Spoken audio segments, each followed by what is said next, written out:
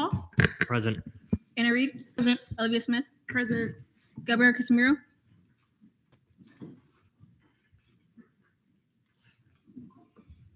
Isa Riza, Present. James Capitos, Present. JC Delum, Present. Sarasa Savitka, Jonah Scott, Lee Chow, Present. Chibi Jane, Present. Owen Sherman, Present. Danae Smith, Present. Aura Ashadali, Present. Mova D, Isa Malik, Data Huela, Present. Jason Hamid, Present. Ryan Kaufman, Present. Nicholas Look, Present. Jordan Metellus, Darren McNulty, Present. Peter Ocasio, Present. Sarah Rose, Present. Grace Rudy, Present. I'm here. Terry Fawcett, Present. Nathan Rickett, Zachary Gaudio, Present. Koshi Chauhan, Bobby Escobar, Present. Luis Rodriguez, Present. Katrina Wadjan, Hashim Hassin, Present. Corson Green, Present. Diane Nguyen, Present. Anthony Bonaventure, Present. Veronica Perez, Present. Halima Alcuda, Present. Elba Nesh, Jocelyn Condurillo, Present. Kirsten Quartz, Victoria Jones, Present. Andrew Leon, Present. Abby Matthews, Isabel McRae, Present. Smirthi Mukherjee, Present. Cameron Renda, Present. Mary Colony, Present. Maria Simmons, Present. Myla Terescu, Present. Juan Varela, Present. Julia Zibin, Present. Jordan Lebner, Present. 43 out of 52 quorum is verified. Okay, great.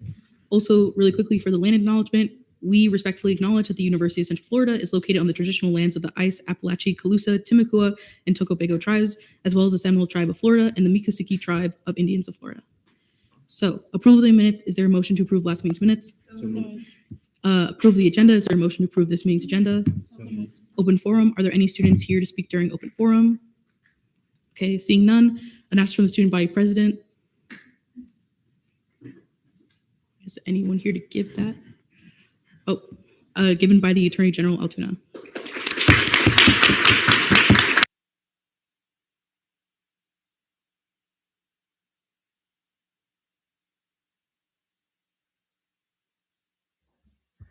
Hello, everyone. Lucy says that this week I had the opportunity to attend the State University System Safety Summit, where I learned more about how universities across Florida are advancing campus safety, threat response, and emergency preparedness.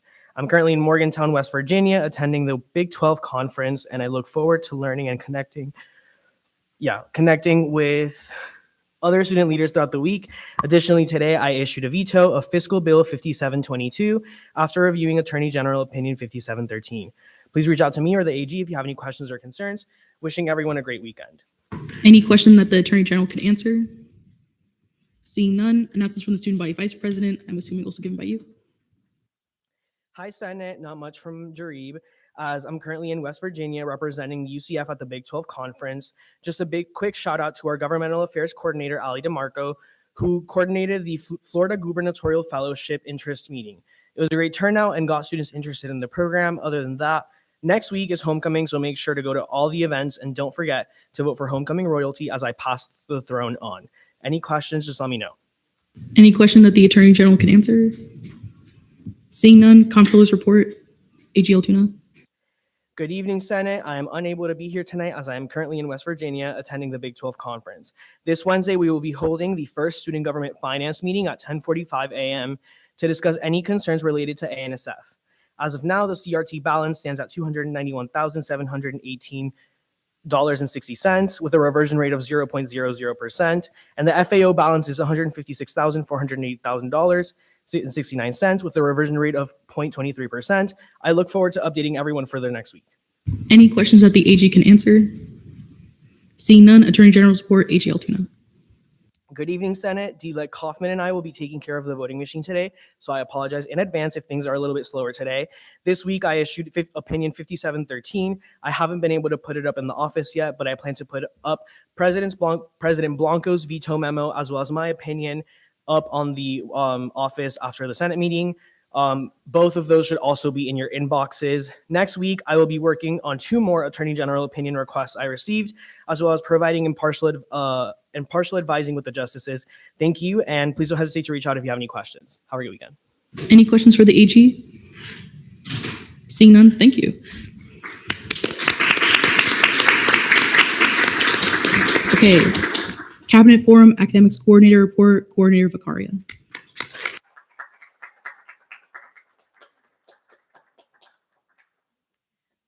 Good evening, Senate.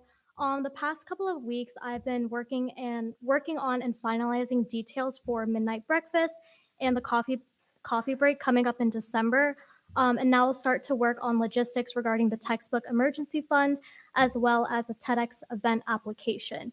If you have any questions, please feel free to contact me. Any questions? Seeing none, thank you.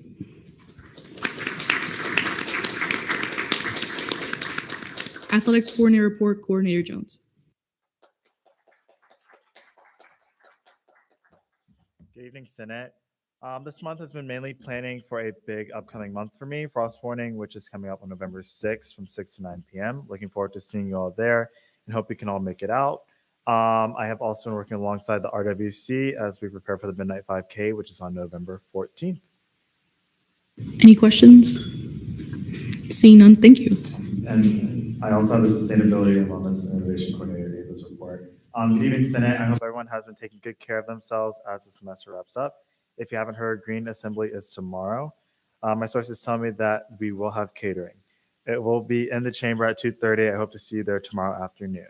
Besides that, following the success of our last Green Your Game Challenge, we have another one planned for the 18th. That's the game against West Virginia, homecoming. Please reach out if you're interested in getting involved. My personal favorite event of the semester, Keep UCF Wild, will be happening on October 28th, so keep an eye out for that as well. Any questions that the athletics coordinator can answer? Okay, thank you. Diversity, Equity, and Inclusion Coordinator, Coordinator Alraj.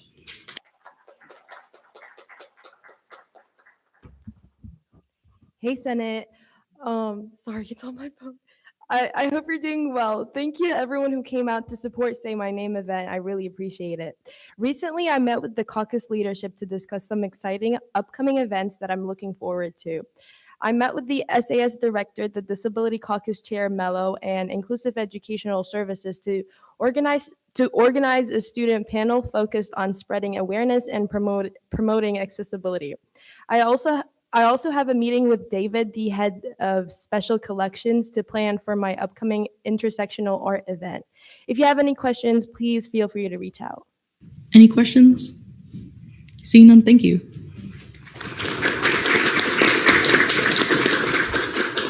Digital Media Coordinator, Coordinator Para. Hi, Senate. Last week's night shot at main campus went really well. Thank you to everyone who helped and make it a success. Just a quick reminder that our next night shot will be at the Rosen campus next week from 12 to 2 p.m. I've also been collaborating with the Election Commission Scholarship Committee and Homecoming on a few promotional videos to highlight their upcoming events, so make sure to stay tuned for those. Lastly, we took Senate headshots today. If you weren't able to get yours, feel free to reach out to me and we can schedule another time that works best for you. Thank you. Any questions? Seeing none, thank you.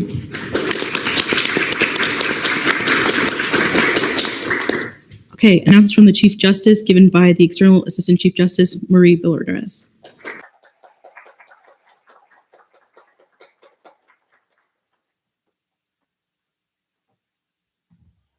Hello? Okay. Good evening, Senate. Bella sends her apologies for not being here as she is currently in West Virginia attending the Big 12 conference, but she asked me to share a few updates on her behalf. Yesterday was Judicial Day for the SGLC program, and it went great. We're glad to have had the opportunity for members of the Judicial Council to interact with SGLCers and give them greater insight into the roles and responsibilities of a justice. Additionally, we had the privilege of touring the Orange County Supervisor of Elections office.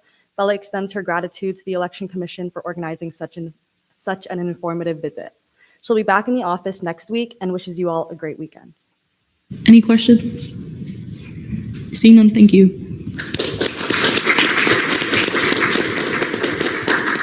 Announcements from the supervisor of elections given by the Assistant Supervisor of Elections, Colazo.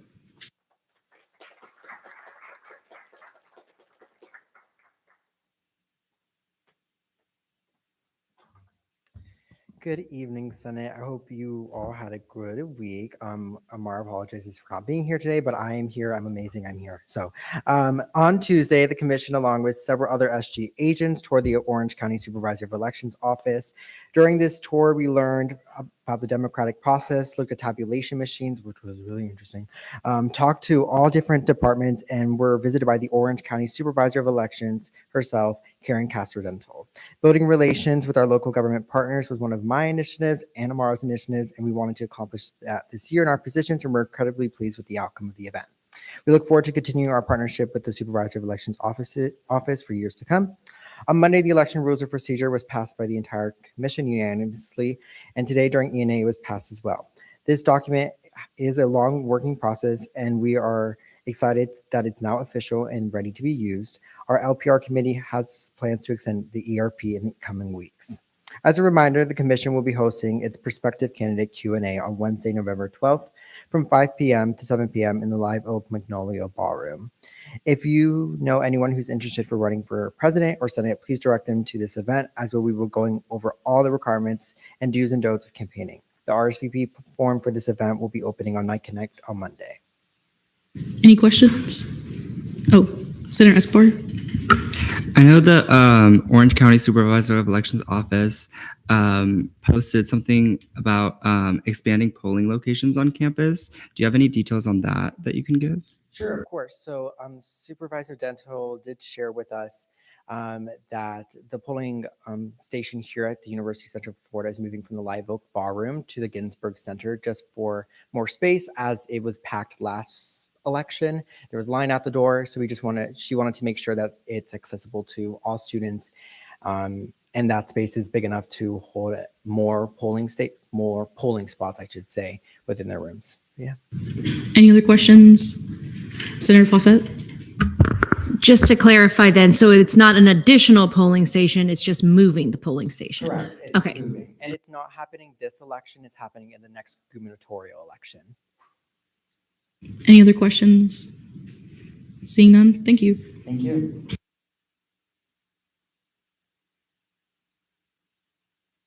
Announcements from the Activity and Service Fee Committee Chair, Chair Kaufman. Hello, everyone. This week we discussed our upcoming plans with meeting with our entities and reviewed and started discussions about the budget packets to be sent out. We should be getting all the budget numbers very early next week so we can begin filling out and finalizing the packets.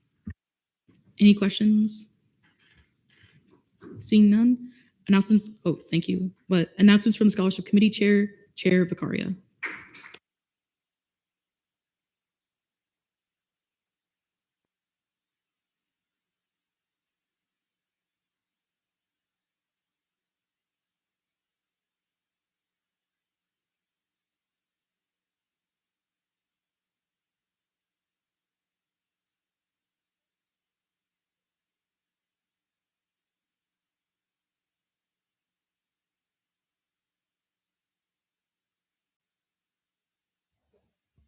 Hello. Oh, wow. Okay, great.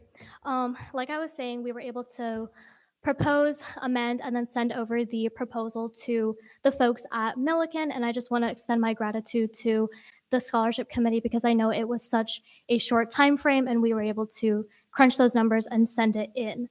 I was also informed that these scholarships will open tomorrow, October 10th, and close October 31st. So if anyone needs help in applying or just accessing A2O, please do let me know. Any questions? Seeing none, thank you.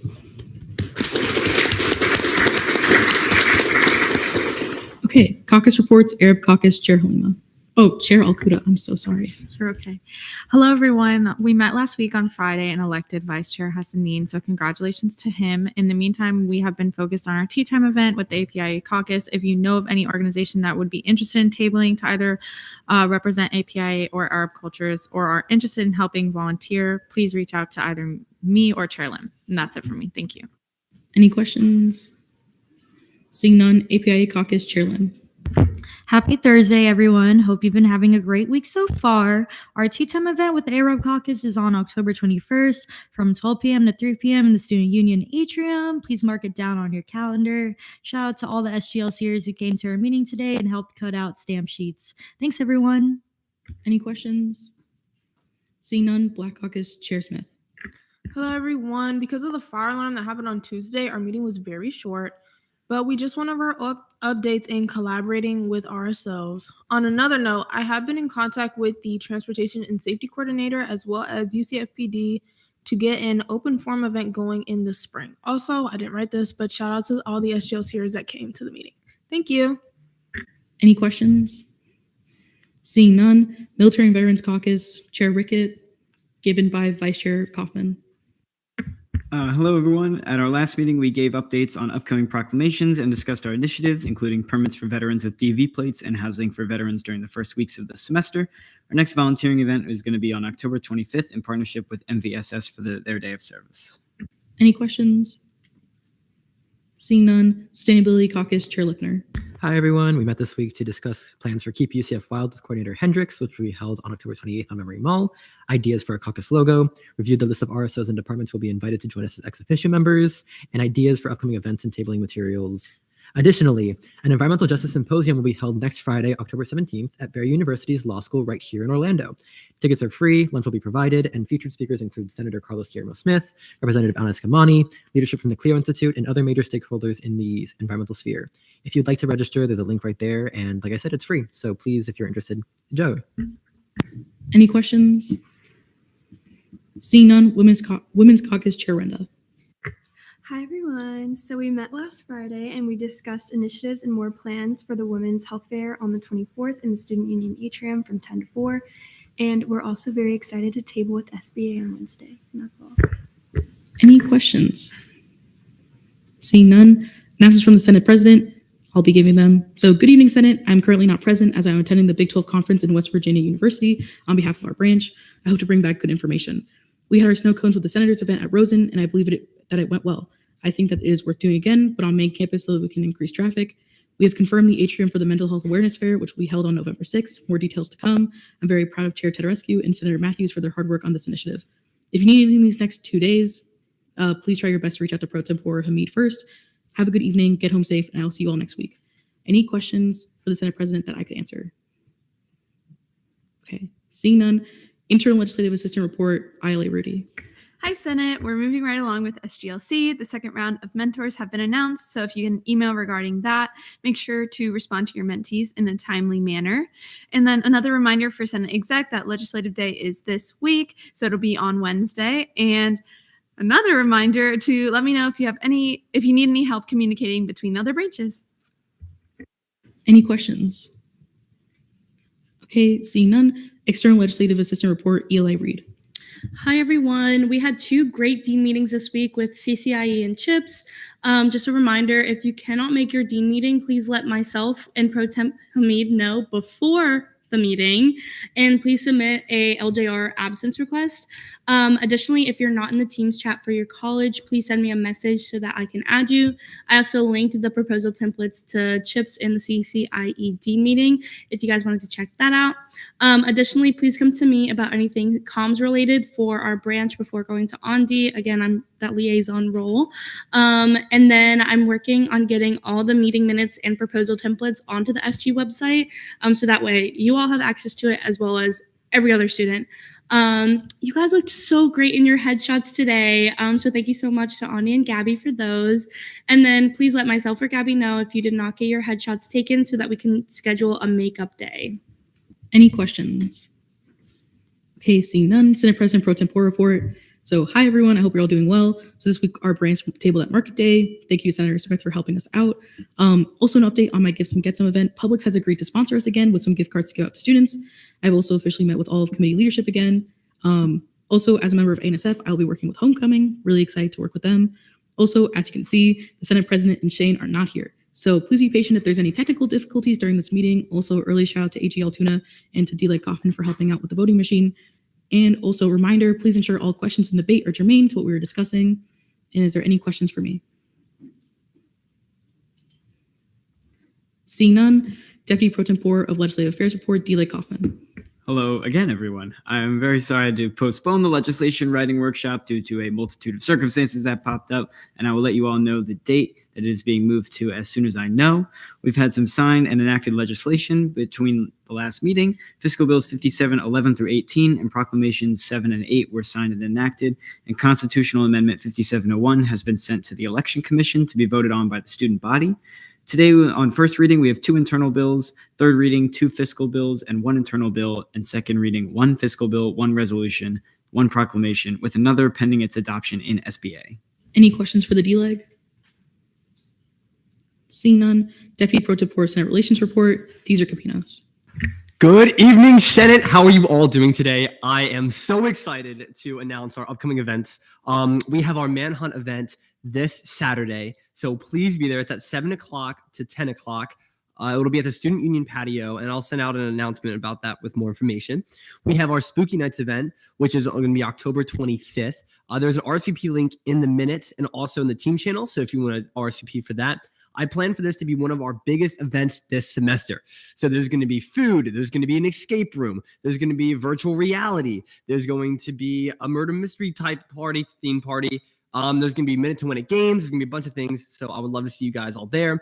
Our beach day is November 2nd. Okay, so write that down. November 2nd, if you want to go to the beach and you want to go with some pretty cool people, then you can go November 2nd and we'll be there. I don't know exactly what beach we're going to be going to.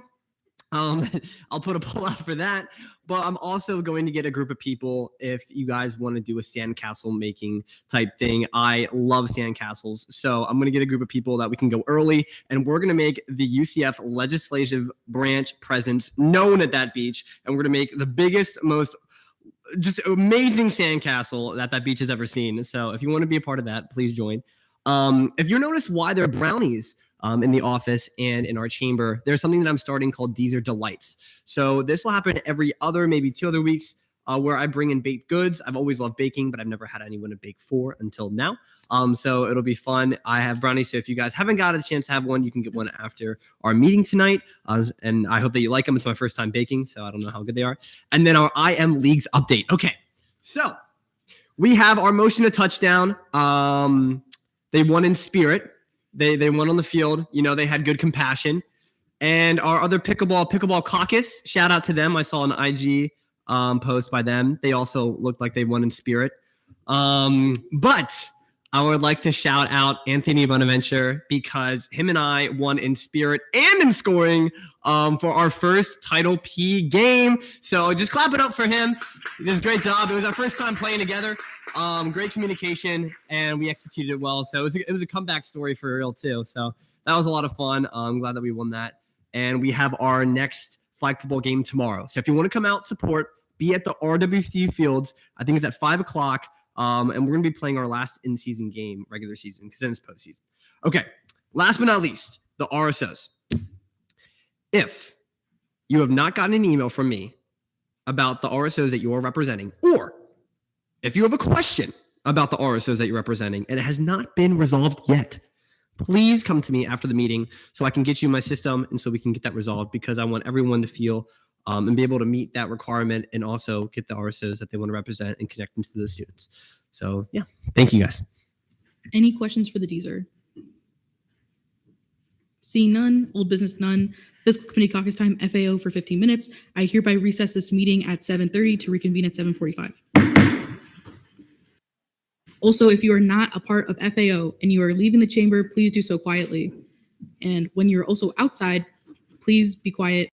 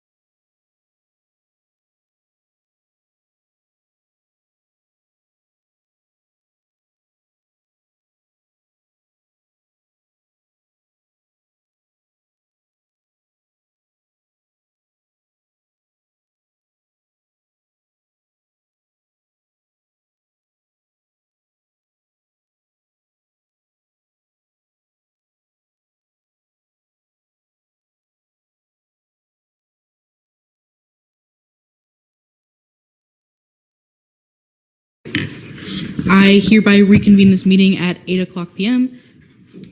Chair Chow. Motion to move to confirmations. There's been a motion to move to confirmations. And a second. I will see that. Okay, we're now at confirmations. College of Graduate Studies, seat 1, Hiba Al-Harak. Is she here? Yes, okay. Is there a motion for speech, questioning, and debate? I'll go to Chair Chow first. Motion for 5-10-10. There's been a motion for Second. a 5-10-10 and a second. Okay, so whenever you come up to the podium, you'll have 5 minutes whenever you're ready.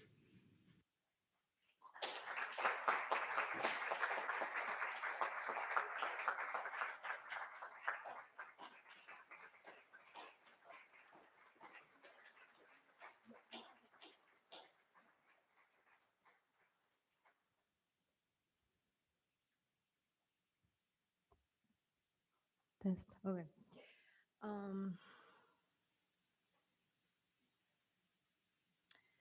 Hi everyone, my name is Hiba Al-Harak. I'm a master's student in financial technology here at UCF.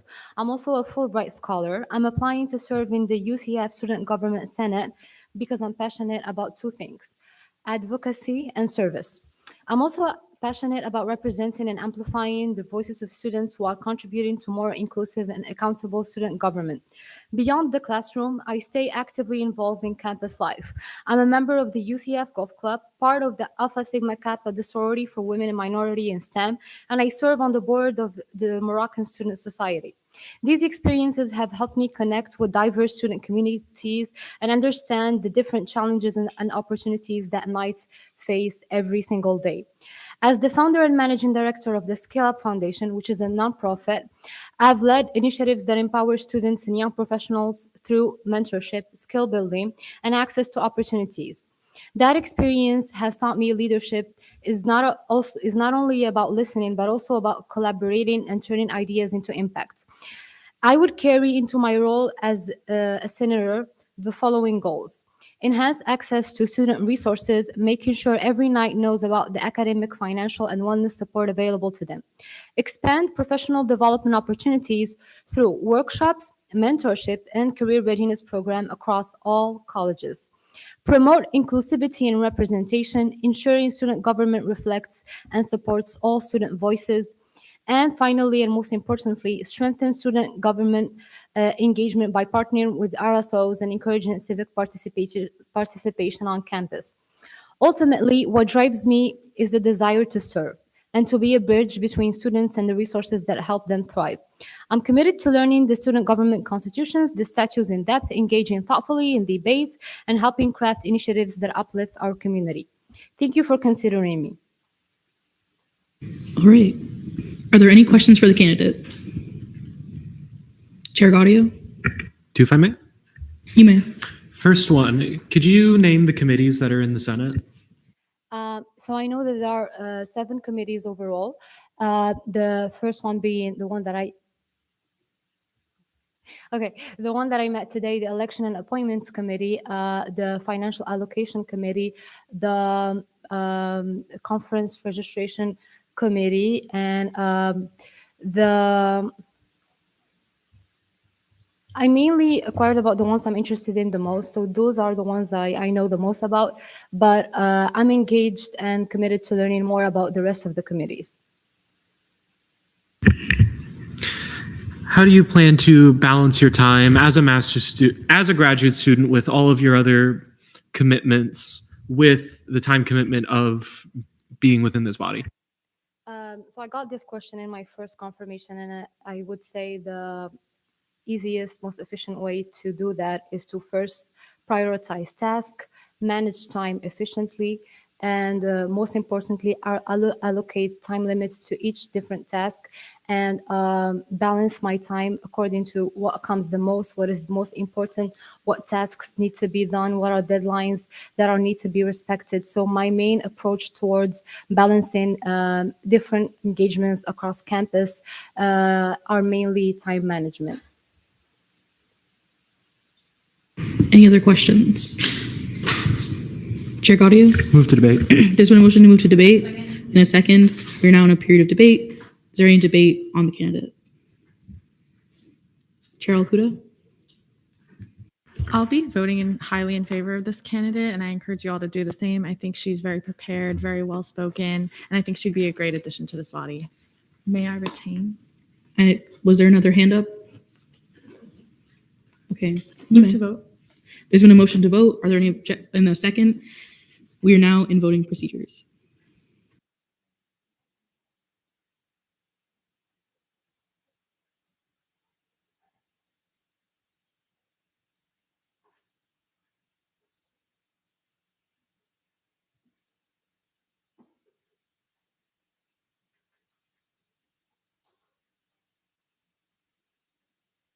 With a vote count of 43 to 0, Hiba El Harak, you are now the College of Graduate Studies seat 1.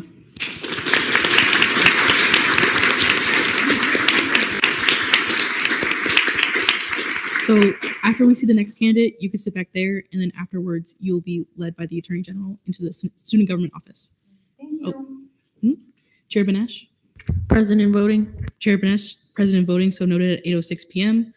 Okay, College of Health Professions and Sciences, C3, Sachi Makadia.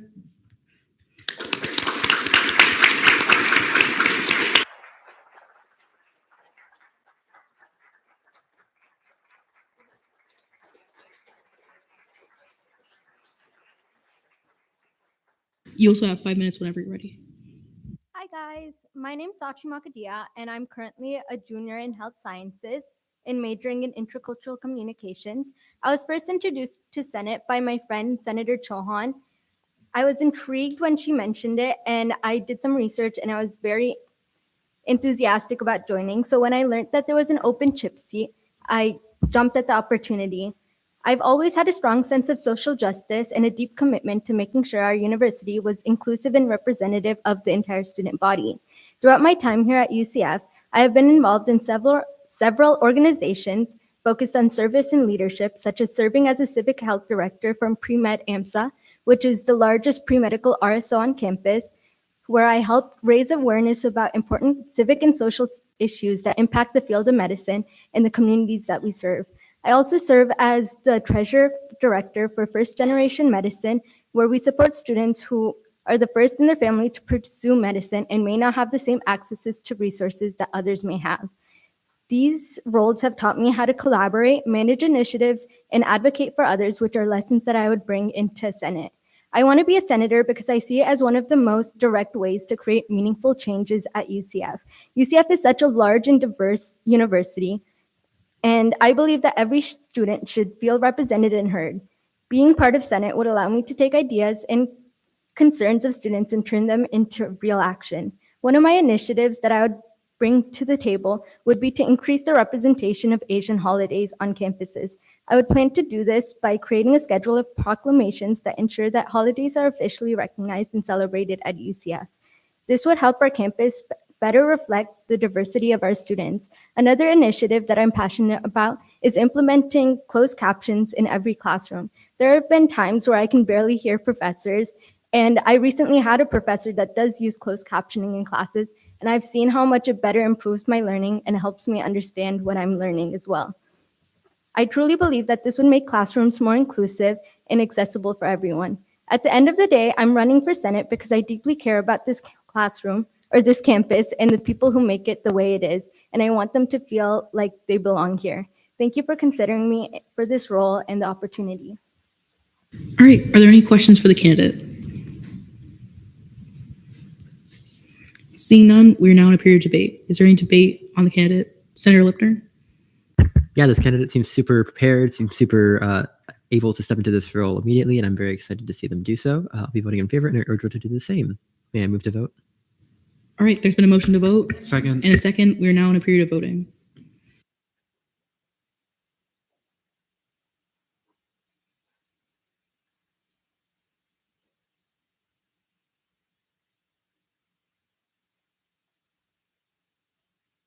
Okay, with a vote count of 45 to 0, Sachi Makadia, you are now the College of Health Professions and Sciences seat 3.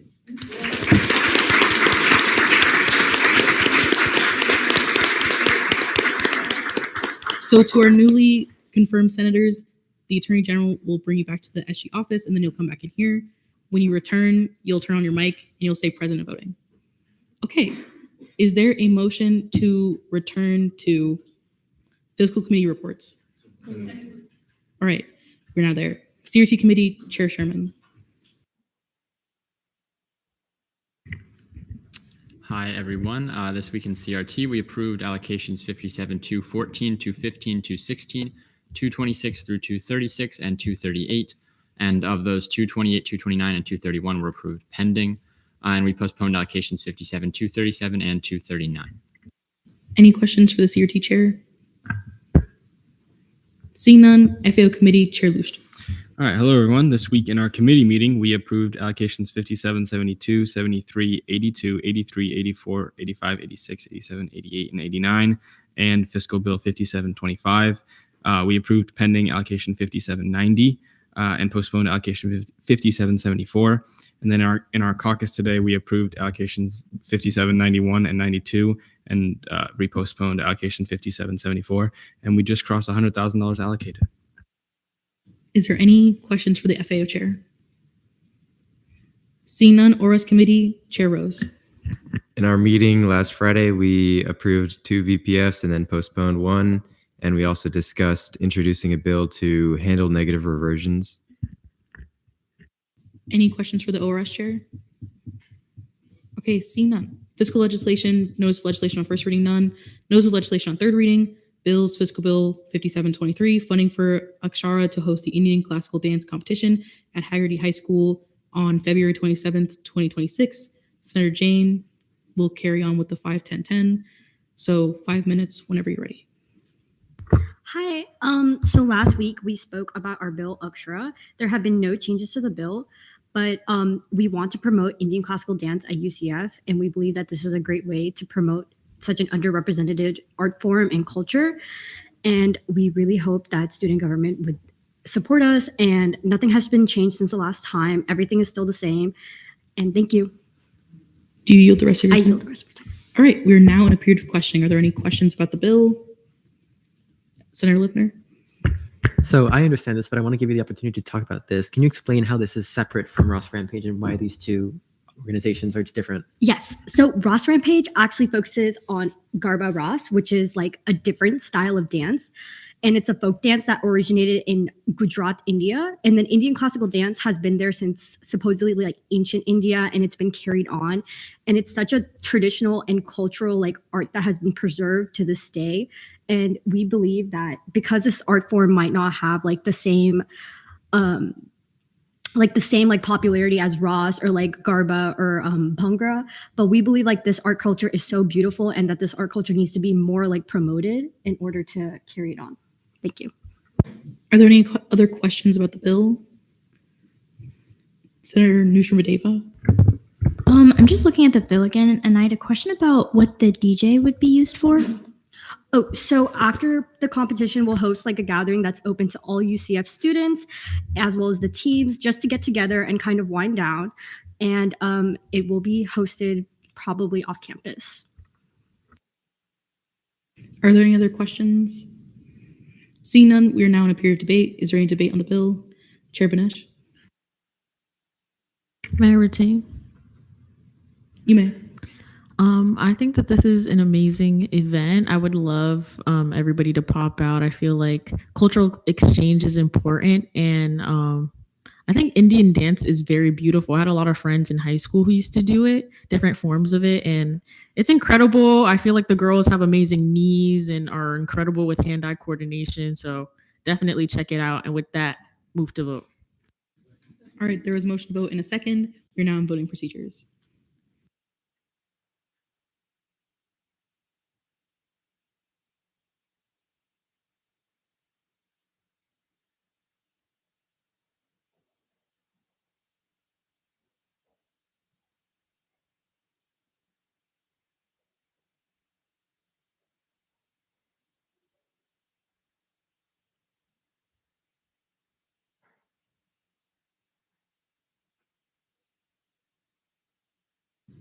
Okay, with a vote count of 43 to 1, Fiscal Bill 5723 passes third reading.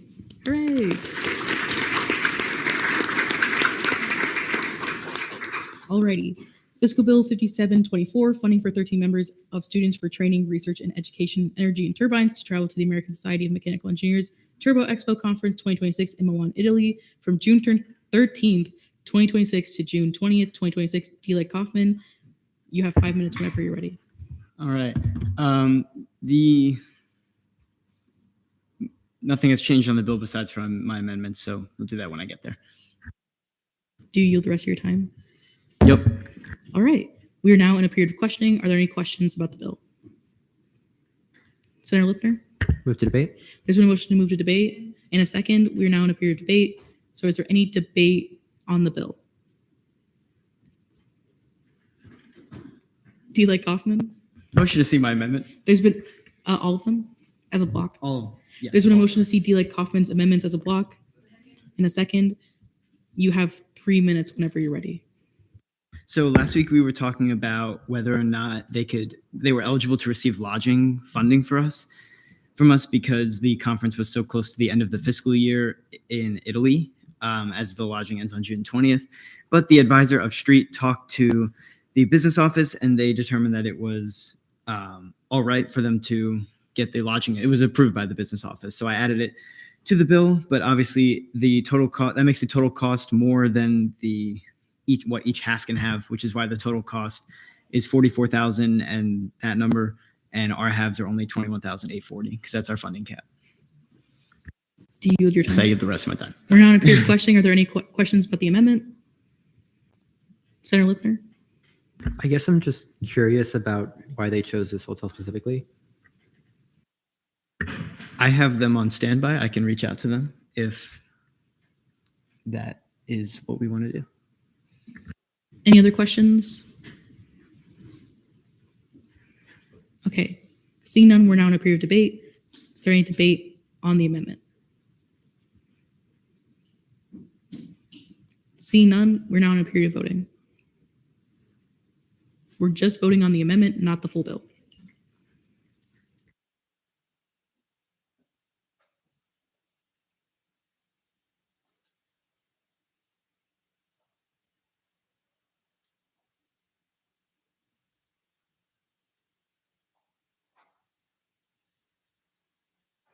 With a vote count of 43 to 1 to 0, these amendments pass. We are now back in debate on the entire bill.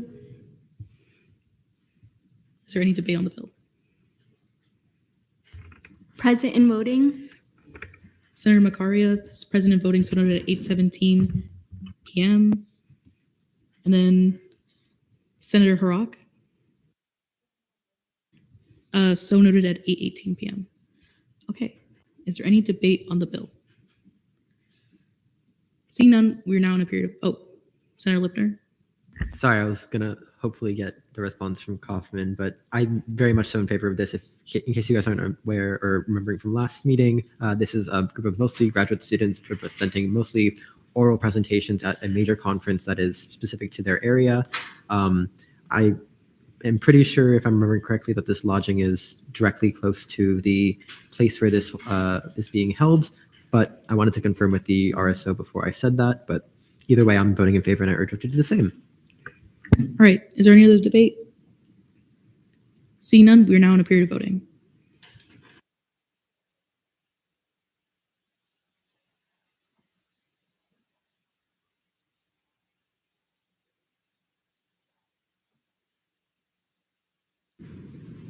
With a vote count of 45 to 0 to 1, Fiscal Bill 5724 passes third reading.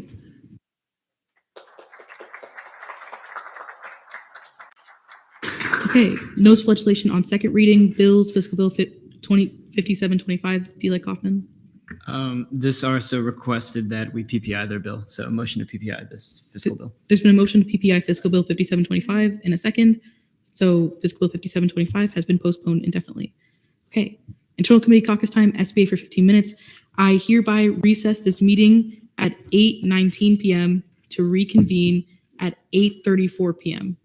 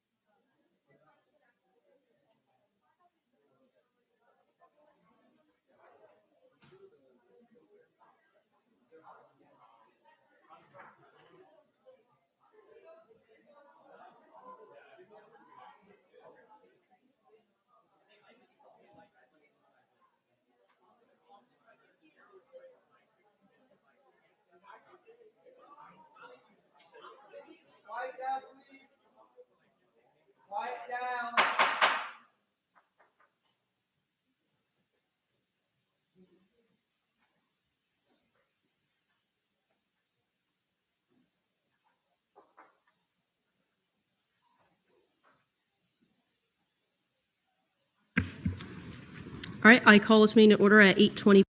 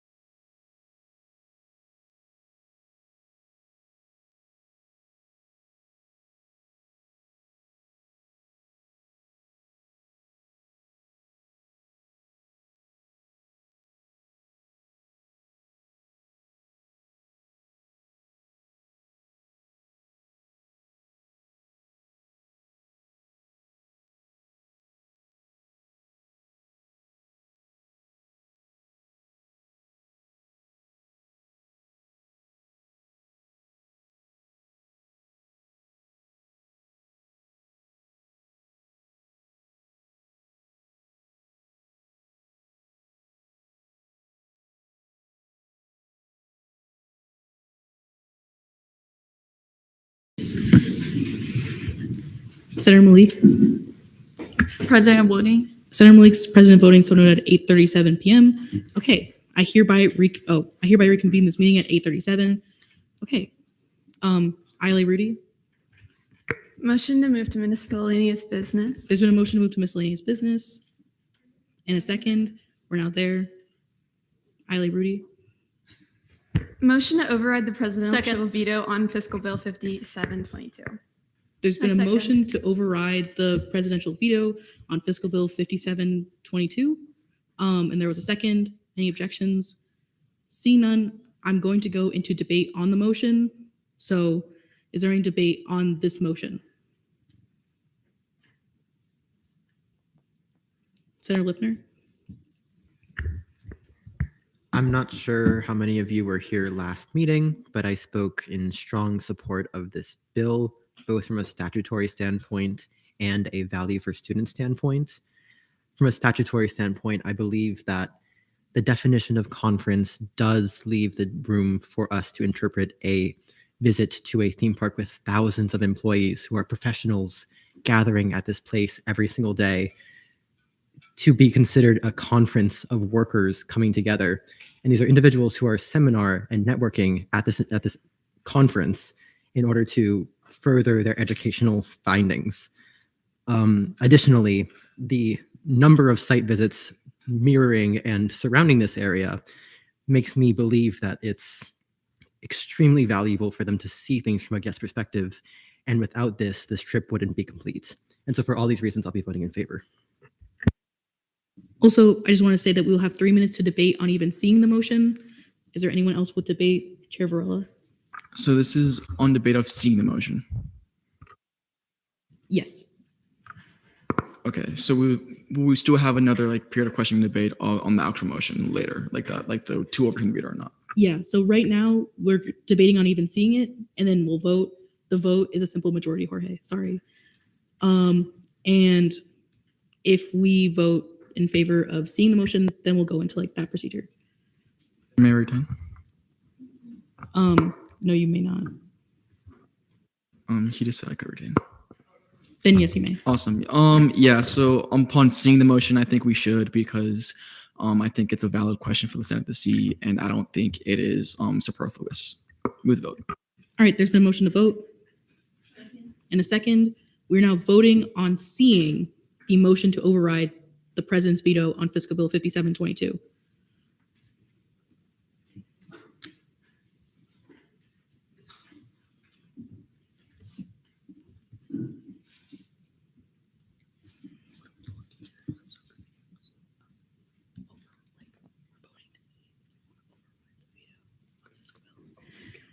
Okay, so with a vote count of 42 to 2 to 0, we will be seeing the override of the veto.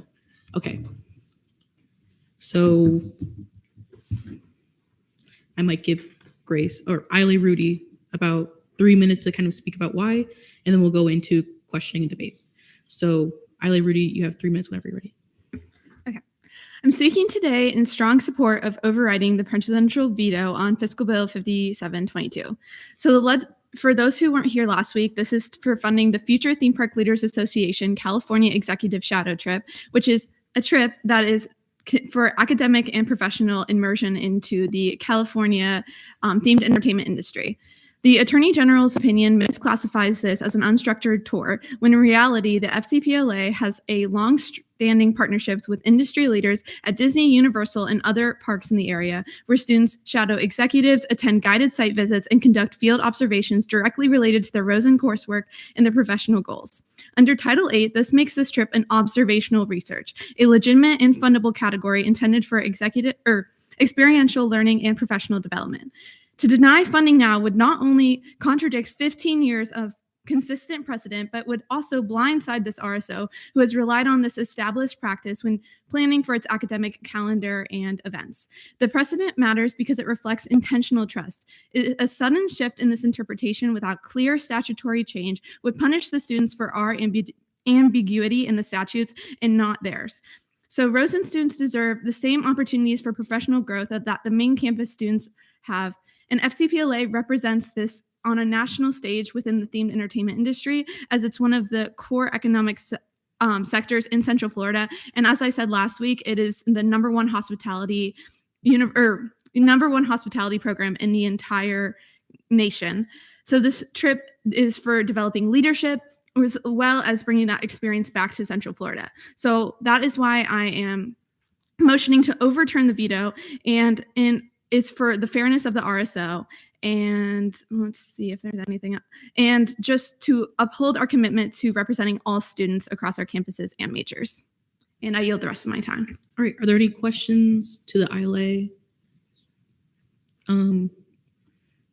Yes. So you mentioned in your speech that part of this is, structured tours and everything. In reference to their trip to Disneyland, is there kind of a structured agenda for that? Are they getting any behind the scenes tours from any, employees or high executives from Disneyland that for this specific day? Yeah, so for the observational research days, this is separate classification. So it's designed for non-traditional but research-based experiences for the students conduct industry observations. For example, I'm currently in a theme park operation class at Rosen, and one of our assignments for the class that I'm getting graded on is to go audit operations in a theme park. So I have to go into the park and just observe the ride operations and audit how they're doing on a operational standpoint, staffing standpoint, and guest flow standpoint. So it'd be that kind of research. Any other questions? Chair Sherman? Is the observational research day culminating in an academic publication? It is not. Any other questions? Senator Escobar? Point of parliamentary inquiry. If we overturn the veto, are we able to amend the bill? No, it would immediately be sent to Dr. Frame to be signed. Any other questions? Chair Varela? How far out of timeline is this bill now? And how far out of timeline would it be if it was repassed as an amended version within the next 2 weeks or so? Yeah, I'm going to yield that to the D-Leg. This needed to pass on third reading last week for it to be in timeline at all. So it would not be in timeline if it was then seen again. Yes. Does fiscal leadership imagine that it is possible, even out of timeline, to work with the business office to pass this bill again as an amended version within the next week or two? Chair Sherman? Can I ask a question back before I answer? Yes. What would be on the bill? I mean, I want to be careful not to debate here, but the idea would be to remove parts of the bill that are not statutory and keep parts that are statutory. Also, really quick, we have about 20 seconds left in questioning. So is there a motion? Motion to extend time by 2 minutes. There's been a motion to extend questioning time by 2 minutes in a second. All right, you guys have about 2 minutes left. Chair Sherman? I could speak to Fong. I'd assume that broadly he would be willing to work with it, maybe only if signatures were expedited and the RSO agreed to reimburse purchases as opposed to waiting for the business office to purchase them themselves. It would certainly not something I would like to do, but timeline-wise, it would strictly speaking be potentially possible. Any other questions? Chair Gaudio? Okay. Any other questions? Seeing none, we're now in a period of debate. We have about 3 minutes for debate. Chair Banesh? I believe that we should all be voting in favor of overturning it. I think that's the right term. I feel like we tend to forget, especially if you're in a STEM related field, that some things that are considered observational research kind of look different from field to field. I imagine these hospitality students, obviously, yes, they're going to theme parks, so they're going to have some fun. Yes, but it's part of their field. It's what they want to pursue in the future. And I feel like this is something we usually approve. I know that, past precedent, doesn't affect our present, but I see no issue in letting some students further their education and have a little fun on our dime. That's what we're supposed to do, right? So vote in favor. I'll go to Eli Reed, then Chair Varela. So I have very mixed feelings about this, and so I'd want to further debate. However, as someone who is in a creative field, I understand kind of the untraditional, means of learning and education. My biggest issue with this is how unstructured it is. So it's really like hard to tell exactly, the type of observation that's going to occur, exactly what types of education we're going to be pursuing there. And so if it was a little more structured, I think I'd be 100% more in favor. But because it's just simply going and observing, I really can't say for sure exactly what is going to occur. So it could be, we observe for an hour and spend the rest of the time doing whatever. However, I would love to hear a little bit more about how we can ensure that it's not just that. Chair Varela. Yeah. So my views on this are pretty nuanced. I first want to mention that by statutory definition, their observational research days just do not count as observational research because there is no produced academic report or anything of the sort or project. I think that if they were to do the trip again and say, hey, we're going to take our findings and present something or make for some class, then it would qualify as observational research. But they're currently listed observational research days do not fit statutory definitions. So that part of the bill is just purely, in my view, unstatutory. But their site visits, I do believe, fall under their networking opportunity. Bit non-traditional, but that's okay. I do believe that's networking opportunity. So I think if this bill were to ever, come back in the future, I know that they do another bill to Europe. I believe that the RSO should not try to include observational research because I believe that, or those days, because I believe that is the main sticking point of this bill. However, I do very much sympathize with the idea that this is all kind of blindsiding them. It is kind of pulling the rug out of under them. So, I had really wanted to find a creative solution where we could find a way to amend this bill to take out the tickets to Disneyland, because I believe that is not proper for us to fund. But I wasn't super satisfied with the answer I got to if we can pass it on timeline. I believe without very firm assurances saying, hey, we can definitely do this. I think that we should overturn this veto just because I believe it is not fair to the RSO without giving this sort of prior notice when they rely on these funds, on these funds for so long. I don't think the precedent is reason to continue something that is, in my view, wrong. But I believe that we should pass this bill and let the RSO know that this is the last time we will be funding their observational research trips, because those are statutorily improper. So overturn the veto, but definitely this would be the last time we see something like this. All right, we've run out of time to debate. So is there a motion to extend time or? Oh God. Okay. I saw Chair Chow first. Motion to extend debate by 5 minutes. There's been a motion to extend in a second. Okay, we now have 5 more minutes. Vice Chair Wanjin. Present voting. Vice Chair Wanjin, present voting, so noted at 8:50 p.m. Okay.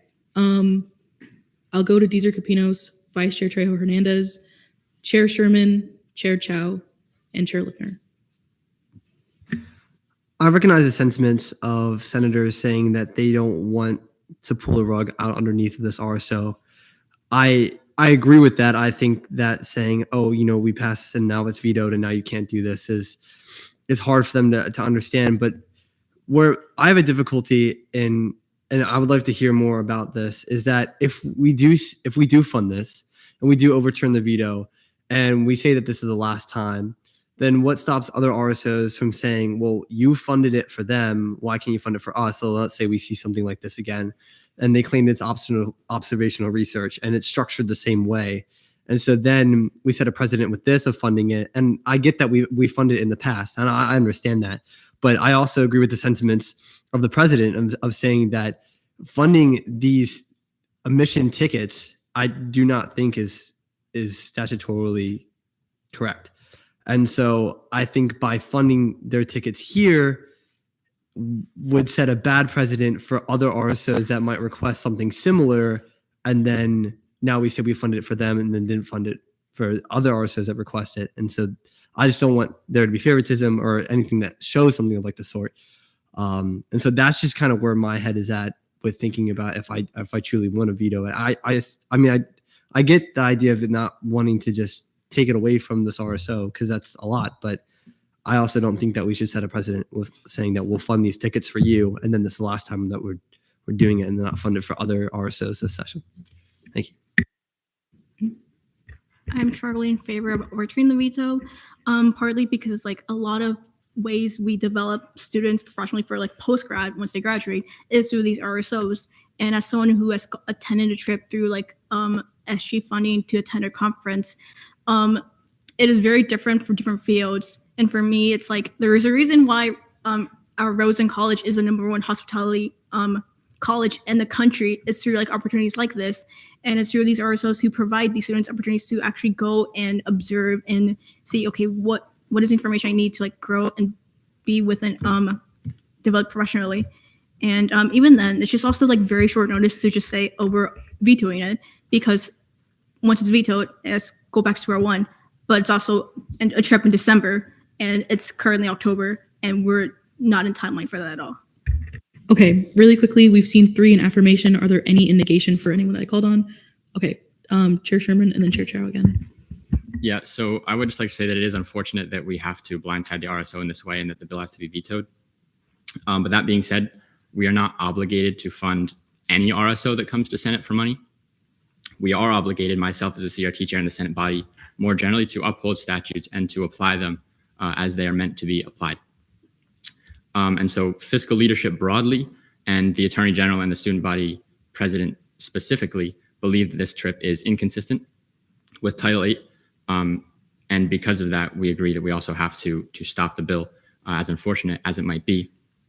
And so if there is anyone in the body who believes that Disneyland would be a, quote, in-person gathering of professionals and or scholars, I would encourage them to vote to overturn the veto. Myself, I'll be voting to uphold it. Chair Chow. Although I truly do sympathize and wholeheartedly believe that the RSO was going to utilize the funding in order to support their professional development, considering, once again, their majors and values. And I don't want to necessarily pull the rug on the RSO either, but it's difficult to imagine the precedent that it could create. So for instance, if there is an RSO who wants to purchase and register for leisure events, but then is able to simply justify it by saying that they're observing and they're utilizing it for their professional development, that means that we would have to provide funding for that RSO and future RSOs, even if we are truly unable to confirm whether or not they would be able to gain professional experience from registering. As ELA Reid notes, there's not necessarily an entire schedule for this experience, which makes it very difficult for me to entirely be in favor of overturning the veto. I also concur with Deezer Capinos that overturning the veto now and then passing the bill would simply create more issues with future RSOs. And then considering the situation surrounding the timeline and Chair Sherman's answer on that, I am not entirely in favor. Apologies. Anyone else who wants to debate? I'll go back to Chair Lipner and then I'll go to Chair Gaudio. Oh, one quick thing. We've run out of time to debate. This will be the last time that we extend it if we choose to. Is there a motion? Chair Lucht. Motion to extend debate by 8 minutes. I will not see that motion. Second. Okay, there's been a motion to add 8 minutes to the clock. There was a second. We have 8 minutes. Okay. Chair Lipner, and then I said Chair Gaudio. Is there a motion to cap debate time per person to 1 minute? All right. Chair Lipner, you have 1 minute whenever you're ready. Alrighty, I was hoping to discuss this at 3 different stages, but first off, I'll talk about precedent. We are student body senators. It's within our decision to decide whether we want to approve or deny anything. And while precedent is a great reason for us to choose to do something, we are not bound by precedent. We're not lawyers. We're not sitting as judges. There's no legal precedent that we have to follow. It's purely within our right to decide whether something is or is not valid to be approved and whether it is or is not statutory. Moving next into the actual statutes, I want to read out the observational research portion, which states opportunities for students to travel on non-traditional research-related trips, and then continues, as dictated by the industry standard and is intended for some type of academic publication or academic report in the future. As someone who is currently within honors theme park attractions and technological innovations as an honors class, not a major related class. I have learned from many individuals who have gone on past trips about their experiences. This has been a report in an academic manner that they have given to students. And additionally, it specifies that this is research that can be done Chair as Lipner, dictated. your time has run up. Oh wait, Derek Audio? Thank you, Mr. Chair. So we know that I'm a bit of a rules guy, and I do want to emphasize that we have rules that we follow, that we have laid out. However, I would also like to emphasize that our rules should reflect the spirit of what we want to do. I believe that if we overturn this veto, we should consider amending Title 8 to reflect this to ensure transparency and fairness. Precedent is a guiding force, but it is not absolute. Rules are concrete, but they can be changed. Rules reflect the spirit. Spirit should not reflect the rules. And I will leave it at that. All right. Anyone else? Delia Kaufman? I first want to make it clear that this has nothing to do with the RSO themselves. I don't think any of us want to sit here and start denying students funding. But for this bill, the registration was just tickets to Disneyland. And I talked to other students in the club, and I was told that the observational research days are just days where the students get to go to Disneyland. And I don't believe that student funds should be going to funding this kind of expense. Even if we took the registration off, we are just funding their travel and lodging to go to California. And the opinion and precedent of CRT has been to deny site visits, and that is exactly what this trip is. There is no organization overseeing this trip, as it is FTPLA coordinating everything themselves. We've also denied requests with no organizations overseeing the conference. Precedent is something we can use as a guide, not something we have to follow year to year exactly. So I encourage you all to vote against overturning the veto on this fiscal bill. Anyone else? Senator Green. I will yield to Chair Lipner. Thank you, Senator Green. I just wanted to continue about specifically within the observational research section, it states that it's as dictated by the industry standard. I don't know if y'all have ever tried to plan a trip to Disneyland or Disney World, but getting a time-by-time itinerary is near impossible and will always be broken within the first hour within the park. It is expected to go with the flow, experience where the guest flow is going, and to create some kind of itinerary to me just seems impossible. And so I view this completely as observational research and see the value of this from an academic and professional standpoint, and will be voting in favor. Thank you. Anyone else? Chair Sherman? The reason I'm sure that it's so difficult to make an itinerary is because it is not a conference, it is Disneyland. Move to vote. There's been a motion to vote. In a second, we're now on voting procedures. Oh, also, very quickly, voting yes is to overturn the veto. Voting no is to uphold the president's decision to veto this bill. So yes is to override it, no is to uphold the decision. Okay.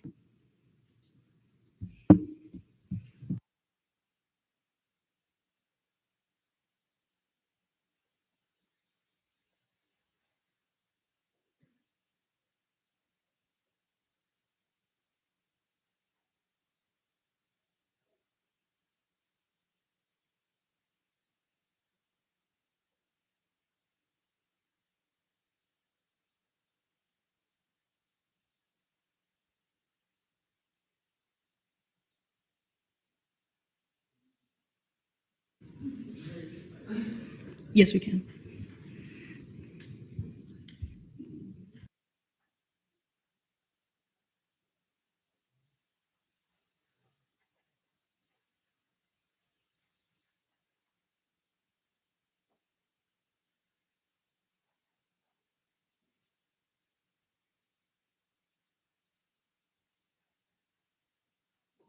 Okay.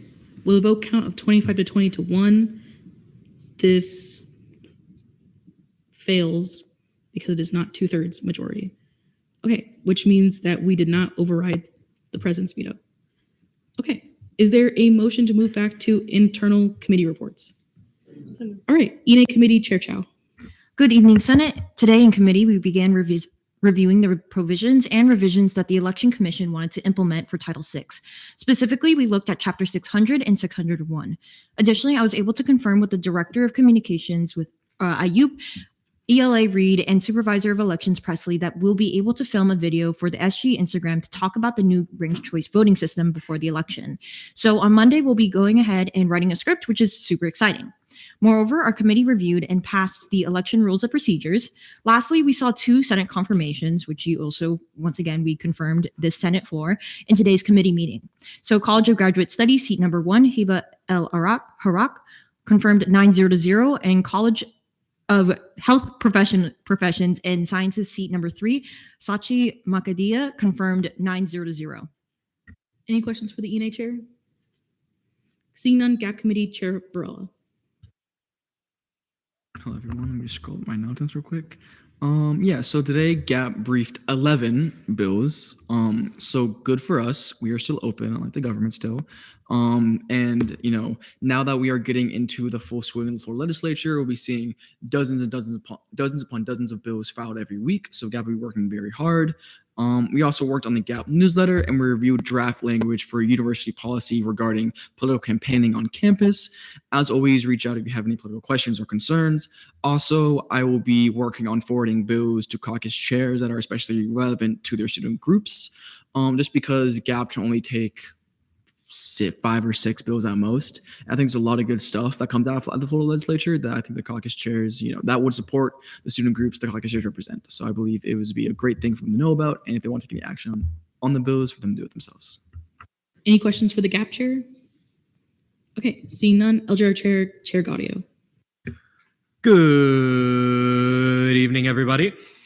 Not much for me this week. We're starting to see our first dean meeting absence requests come in. Make sure to send those in if you're going to miss your dean meeting, unless you want to be dismissed. So our votes were listed down below. Resolution 5708 was approved by general consent, and both dean meeting absences for J.C. Lim and Jordan Metellus were approved by general consent.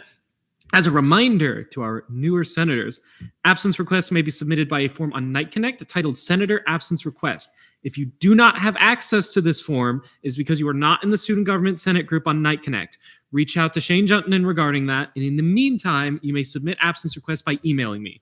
You get 2 unexcused absences. Upon going beyond 2, you will be dismissed from your seat. If you have any questions regarding absence policy or process, please reach out to me.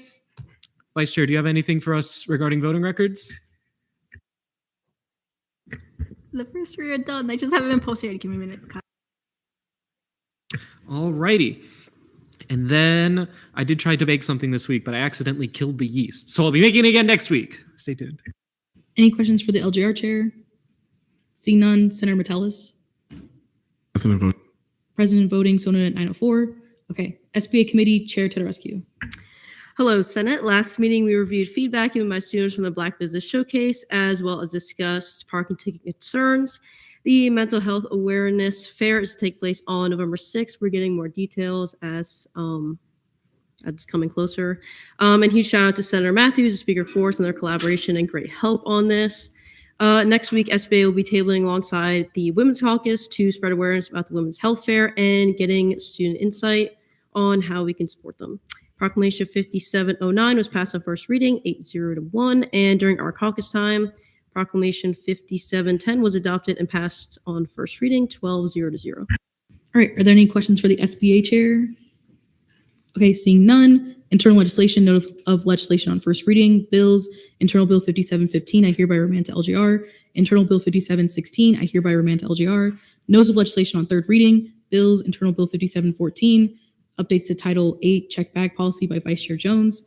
We'll continue the 5-10-10 from before. So Vice Chair Jones, you have 5 minutes whenever you're ready. All right. There's no new updates besides the amendment that was made last time. Everything's the same. I yield the rest of my time. All right, we're now in a period of questioning. Are there any questions about the bill? Seeing none, we're now in a period of debate. Is there any debate on the bill? Eli Reed. There's been a motion to vote.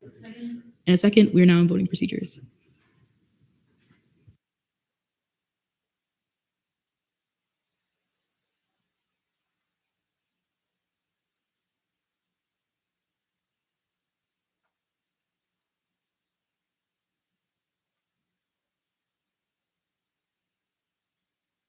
All right, with a vote count of 44-1-0, Internal Bill 5714 passes third reading. No clap. Okay. Notice of legislation on second reading, resolutions, Resolution 5708, Updates to Senate Rule 1, the 57th Senate sessions values. It will be represented by D. Kaufman. D. Kaufman, you have 5 minutes whenever you're ready. Hello. For those of you that were not able to attend day one of the Senate retreat a few weeks ago, we did an activity where we revised Senate Rule 1 to reflect the current values that the attendees thought best reflected us. And after a bit of discussion, we were able to come up with what is presented before you. And we did a vote to sponsor this as the people that were there on day one. I yield the rest of my time. All right, we are now in a period of questioning. Are there any questions to D. Kaufman? Seeing none, we are now in a period of debate. Is there any debate on the bill? Seeing none, we are now in voting procedures.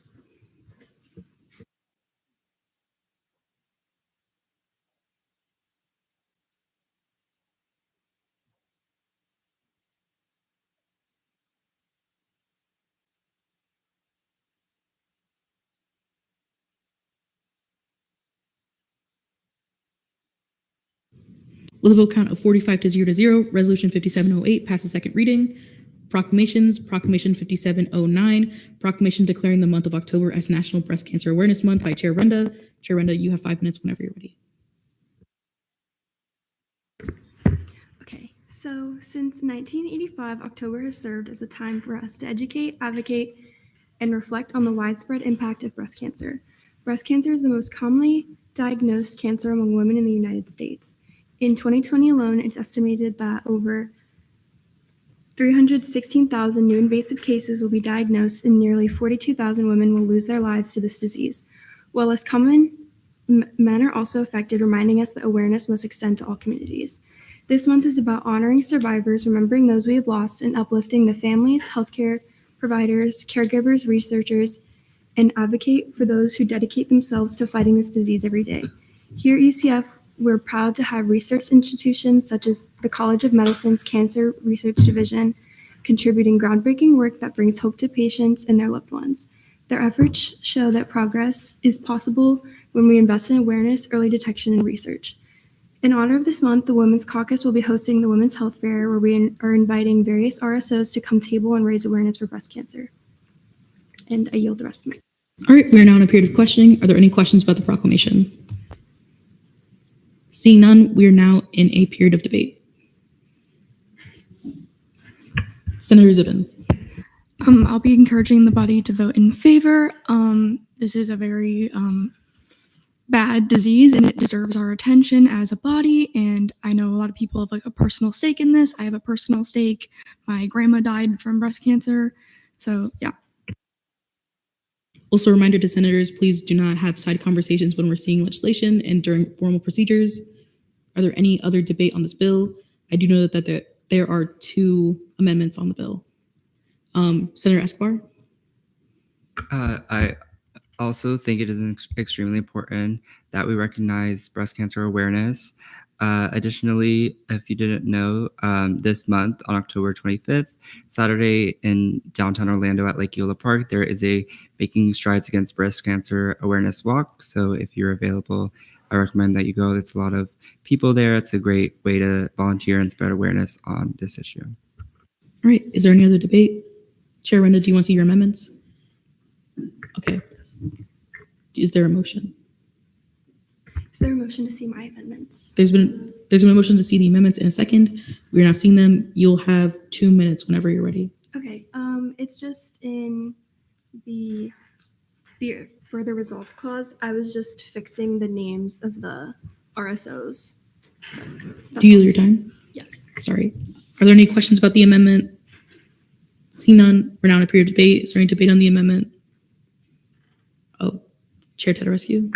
Motion to approve these amendments. There's been a motion to approve these amendments by general consent in a second. And it's another second. So now they're approved. Okay. Is there any other debate on the bill? These are Capinos. Motion move to vote. There's been a motion to move to vote. Are there any in a second? Any objections? Seeing none, we're now in voting procedures.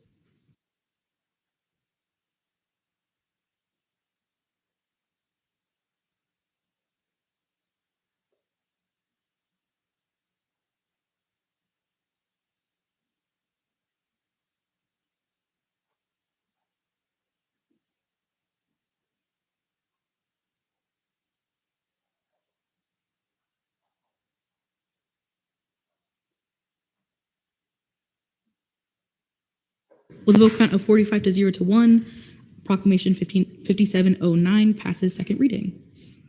All right.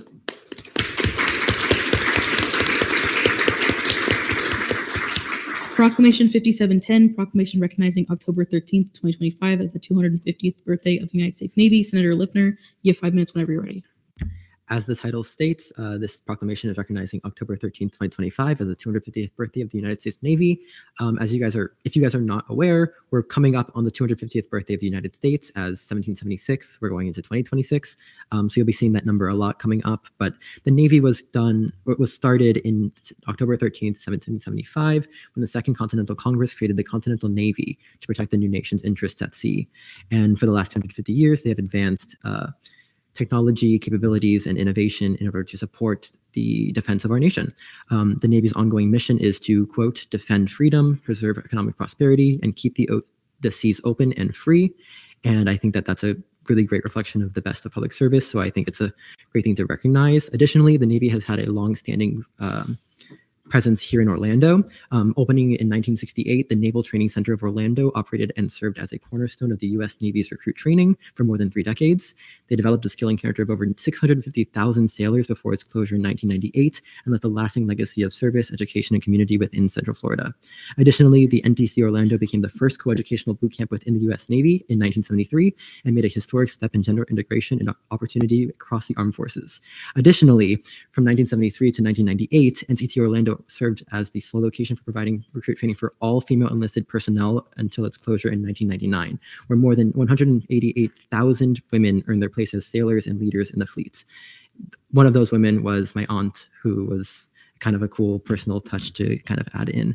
Additionally, the Navy has an ongoing presence along Science Drive in the Central Florida Research Park, which is home to the Naval Air Warfare Center Training Systems Division and Naval Support Activity Orlando, both commanded by Captain Robert Betts.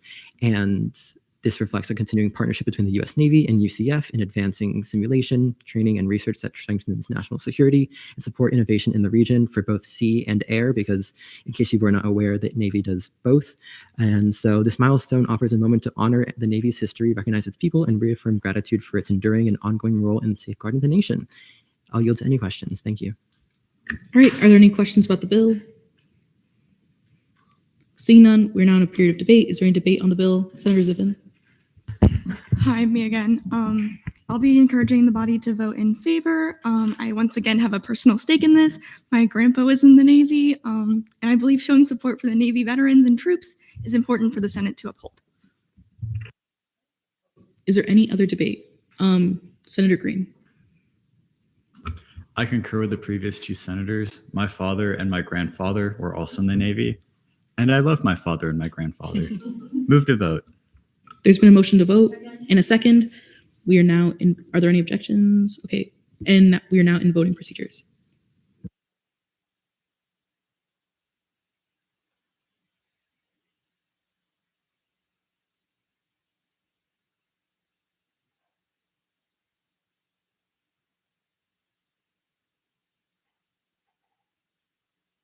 All right, with a vote count of 45 to 0 to 1, oh my God, Proclamation 5710 passes the second reading.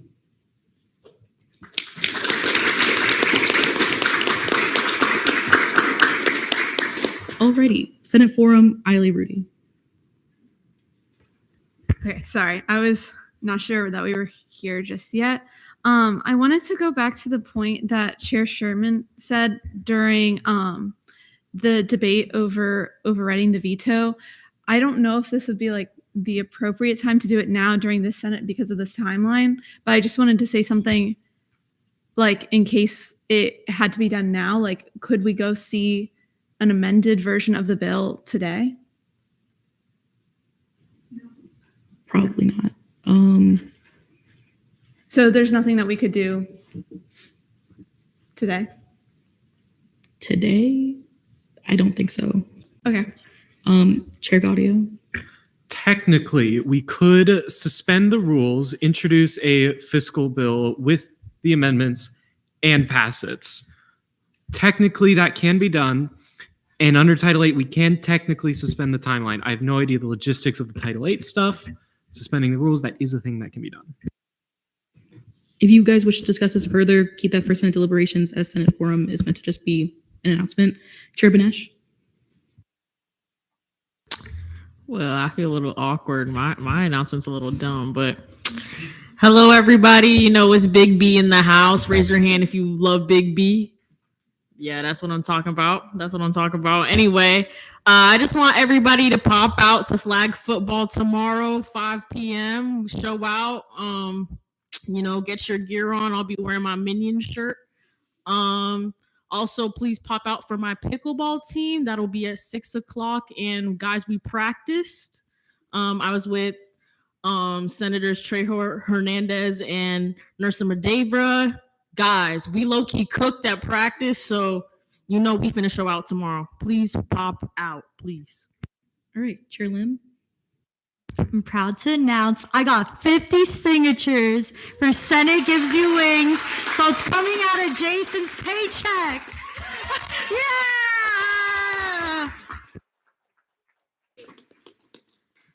I'll text you on Teams afterwards to set it up. I need to verify the signatures. Okay. Vice Chair Wanchen. Completely unrelated to Senate, but ABP trip signups are open. If you're interested in joining us in Georgia to work with Fur Kids Animal Shelter from December 7th through 13th, if you're not on budget committee, or going to Miami to work with a variety of organizations over MLK weekend, so January 16th through 19th, come chat with me after Senate. Our trip costs are $250 and $150 respectively. Senator Connolly. Hi, yeah, also unrelated to Senate, but I am a campus representative for the James Madison Institute, which is a nonpartisan economic think tank based here in Florida. And I just wanted to share that their spring internship applications for Tallahassee are open. So if you're interested in public policy, economics, or law, and you might be interested in this opportunity, come and talk to me. Thank you. All right, Senator Lipner. Oh, I was going to ask if we wanted to go to deliberation regarding the fiscal bill. I'll go back to Deezer Capinos then. I just wanted to further announce that I didn't get the chance to announce we are having our online mode of bonding, which is our Minecraft server. So in the teams, I'm going to put an announcement out. If you guys want to do Java version or Bedrock, we're probably going to do Java anyway, but I want to see what people want to, if majority want Bedrock, then we'll do that. If you can just do that by tonight, I'm going to put it out right now, and then I'll just have 2 emojis. You can respond with everyone one you want or both, and then I can start getting that set up so we can get that out as early as possible. I'll take any questions. I'm going to go to Chair Alcuda first, and then I'll ask questions for anything. Hey everyone, so I just wanted to share a opportunity to volunteer with the Florida Democratic Party. If you're interested, you can use the link and you'd be working with me in my fellowship. So if you're interested, please fill out the form. Are there any questions for anyone that just said anything? Okay, Chair Banesh. This is to Vice Chair Wanjin. I was reading the email earlier for the alternative break program. Are you guys doing a location in North Carolina? I think it was Asheville. Yes, but that trip is already filled up, which is why I didn't mention it. Sergeant Bonaventure. Just for the dessert, will the server be vanilla or modded? This is an excellent question. The server will be vanilla, so it is easily accessible and the most accessible to the entire Senate body. Thank you. Trejo Hernandez, I saw your name was added.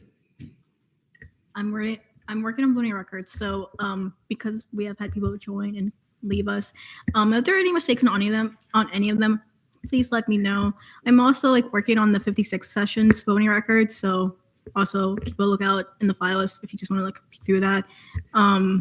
Literally just let me know if you see a mistake, because it's with Brody leaving us, the attendance, the contact sheet that has because it's linked to the attendance sheet, that hasn't been really updated every week, and with names being removed and then not being added for new senators, it's kind of a hassle to hunt down who was confirmed or who has left for each Senate meeting. So if you see a mistake, please let me know.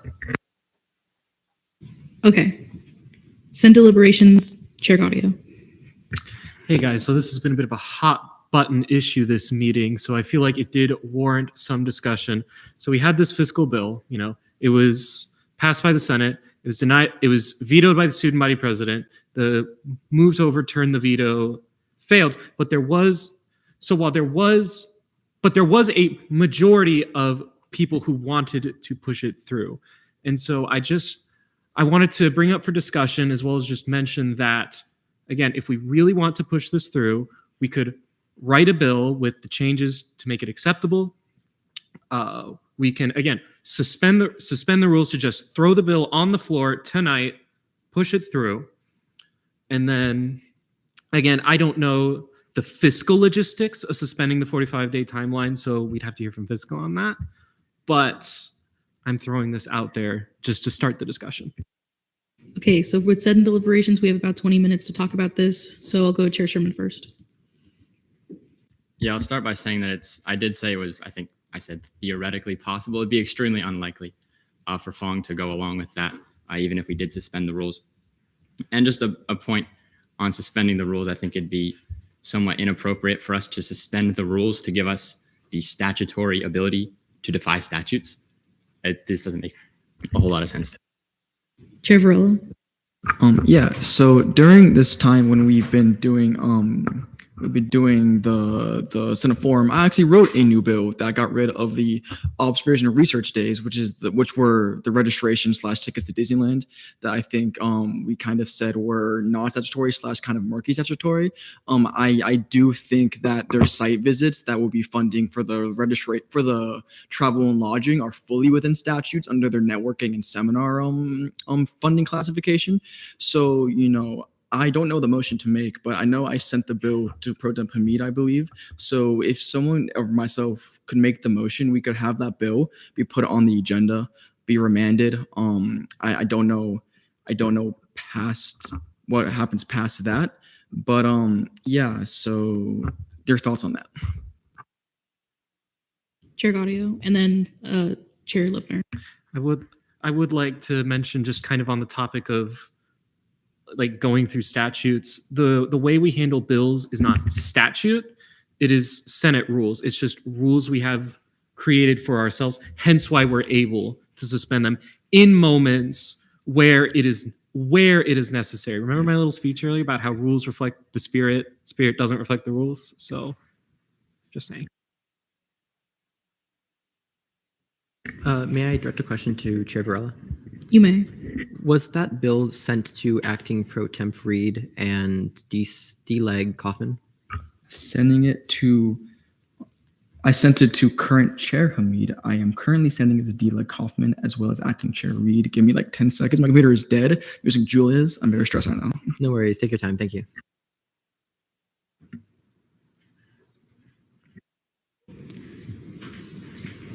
Chair Rose. This is a question to anyone who can answer, but like I'm just thinking back to similar situations of like pushing bills through. Does anyone remember how exactly the SHEP bill ended up like getting through out of timeline? D-Leg Kaufman. So it would have been out of timeline if we didn't see it in 3 readings on the same night, or like adopted in committee and seen on 2 readings that Thursday. So because we could do something about expediting the timeline, and it was still 9 weeks from when we saw it in Senate, we were able to do it, but this would be less than 9 weeks from doing it. Wanjin. I just want to highlight that this doesn't fulfill the requirements for a seminar networking trip, because seminar networking specifically says organized conference or event. The only things that aren't like some sort of organized event are service trip and observational research. So we said it's not observational research. It doesn't really fulfill any of our groups. Chair Varela. Wait, I'll go back to Chair Rose, then Chair Varela, then Chair Lipner. Yeah, I was talking about the SHEP bill from like, I think the previous session where it was like, I don't know, it was out of timeline. And then I believe they had a conversation with the president, the Senate president and some others. And then Fong like agreed after some push back or something. Anyone have any insight on that? Does anyone have an answer to the question, Vice Chair Wanjin? I do remember that from last year. I believe Chair Carringle had sent a message to Fong in the middle of the meeting, and Fong responded that it was okay. He should not be responding at 9:30, though. I believe that conversation happened at like 8. It said Chair Farrell next, right? Okay. So first off, I do want to push back on the idea that this is not statutory okay under the networking / seminar conference, because I think, while not traditional, you could pretty easily make an argument that this is an organized event because this is something that happens every year. FTPA organize like the shadowing week with the executives of these theme parks. Maybe not traditional. I think in the spirit of doing something that benefits the students, we could easily say, hey, yeah, this should count. Kind of spirit of the law versus literary law, versus spirit of the law versus letter of the law thing. Yeah, I also wanted to ask Chair Odin, who would know, if we remand this tonight, would it need to be seen in committee, or can we have it put on second reading immediately?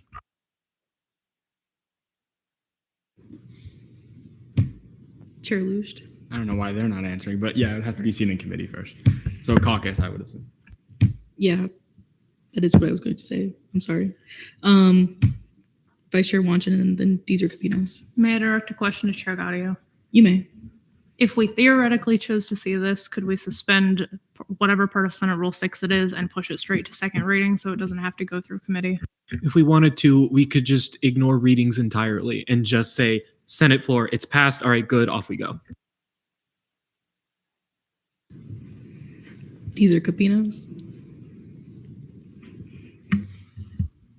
I don't know if I'm in support of suspending all of our Senate rules to do something like that just to change like I said, I have nothing against this RSO in particular, and I think that it's great. But even with the organization of like not knowing how long are they going to be there for the organizational learning and how long they're going to be there for what they're going to be there for a theme park. I mean, I get that they're there for the organizational learning and it's supposed to be an academic thing, but just not knowing the difference, it just sits wrong with me.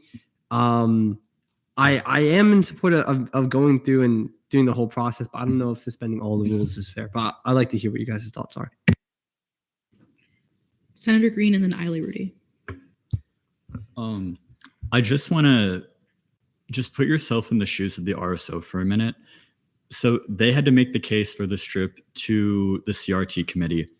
They presented what they were doing. If I remember correctly, it passed the committee unanimously, then was brought to the floor of the Senate on second reading. It passed second reading, and then again third reading. And now it's being vetoed. So if it takes us burning the midnight oil to get this right for the RSO, I think we should do it. Eiley Rudy.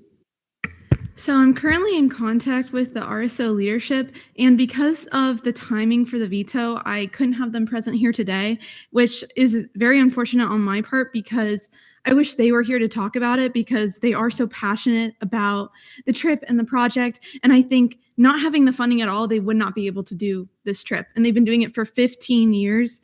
And the individuals that are in leadership right now, they've been waiting for years to be able to help plan this trip. And I think because it has passed first, second, and third reading, even though it has been vetoed, I think having to tell the RSO we've completely dissolved the bill, like it's just completely vetoed, is unfortunate for the students, unfortunate for Rosen, and it's just, I think it would be a disservice for what Senate is about. Vice Chair Trejo Hernandez. It has not been the first time this Senate session that we've suspended the rules, nor is it the first time we've expedited physical bills at all. Eiley Reed. Can I direct a question to Eiley Rudy? You may. Do you have the presentation that explained the timeline for their actual conference schedule? Not the Disney trip, but the actual conference schedule. I do not have that presentation. I'm sorry. Chair Varela. May I direct a question towards the Attorney General? You may. I know you can't speak for President Blanco, but to your knowledge and in your own opinion, would the president veto a bill that removed the observation research days? I know that President Blanco was really concerned about statutorily the definition of a conference and having structure provided by an organization like Disney, which I think that she saw a lack of. But I can reach out. Chair Gaudio. I would just like to add that I know suspend the rules sounds very scary. You're not suspending all of the rules when you do it. You're basically just saying, I want to do this, but we have some rule or rules saying we can't do this. So let's suspend those temporarily so we can do this one thing. Senator Lipner. Yeah, I put the presentation into the chat, which I have access to because I'm in CRT. But I wanted to confirm that 7 out of the 9 days are site visits that are organized within like the professionals who are running these parks. And to me, it's inconceivable to go on a trip where you're going to 7 site visits without actually attending these parks within 1 or 2 days. So all in all, I see this as extremely valid research and extremely valid in terms of all CRT statutes. And I am extremely in favor of suspending all of our rules or whatever rules necessary in order to get this trip passed through. And I foresee Fong being extremely favorable because of the fact that this was already passed. And within a week, not much is done within the means of the business office. Chair Varela and then Chair Sherman. Actually gonna let Sherman go first here. Chair Sherman. On the point of Fong being very favorable, I was in his office today, and he was also extremely concerned about all facets of the trip, not just Disney. And I know he likes to adhere to timelines as often as he can. And then also made Chair Gaudio will go for me as well. Chair Gaudio. You know what? I feel like we've been kind of going back and forth on this. So at this point, I feel like we should just put this to a vote. So I would like to move to suspend the rules such that are interfering with introducing Chair Varela's new fiscal bill for the RSO in question and seeing it on second reading.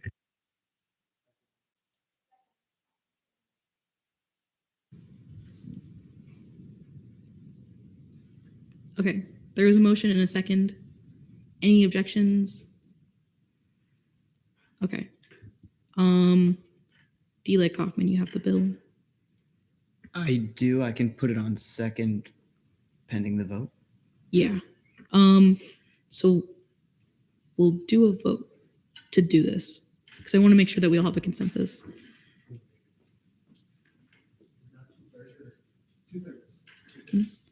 Okay. So voting yes means that we will see this bill on second reading and it will skip going through first reading and even being remanded and skip committee time. It'll go straight to second reading. That is what voting yes is. Voting no is that we will not see this bill at all. Point of order. Yes, Can we have the bill text in front of us before we make this vote? that's what Delia Kaufman is doing. Thank you.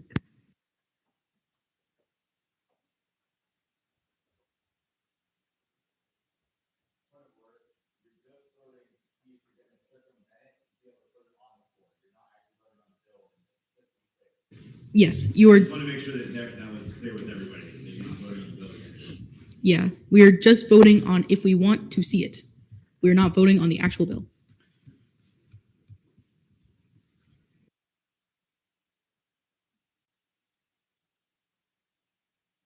Chair Gaudio, could you please return to your seat?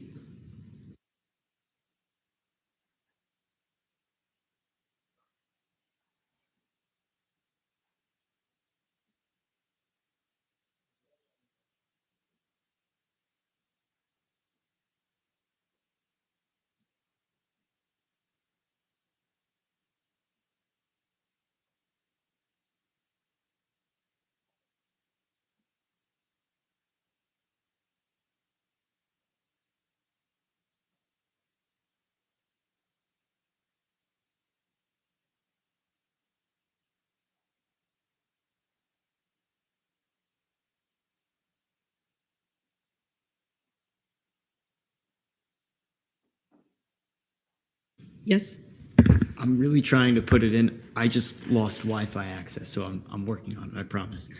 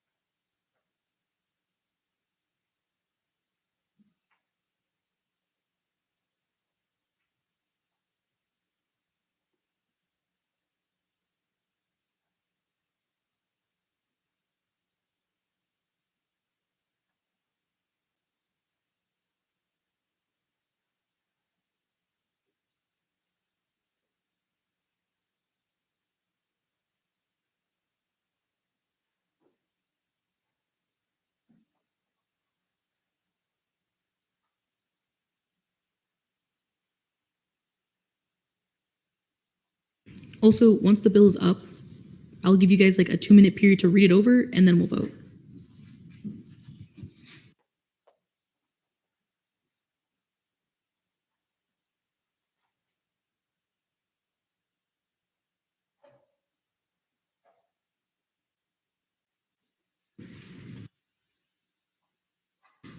Vice Chair Wanjin. Move for a 5-minute recess. There's been a motion for a 5-minute recess. Second. In a second, I hereby recess this meeting at 9:37 p.m. to reconvene at 9:42 p.m. Ryan, would it be easier if you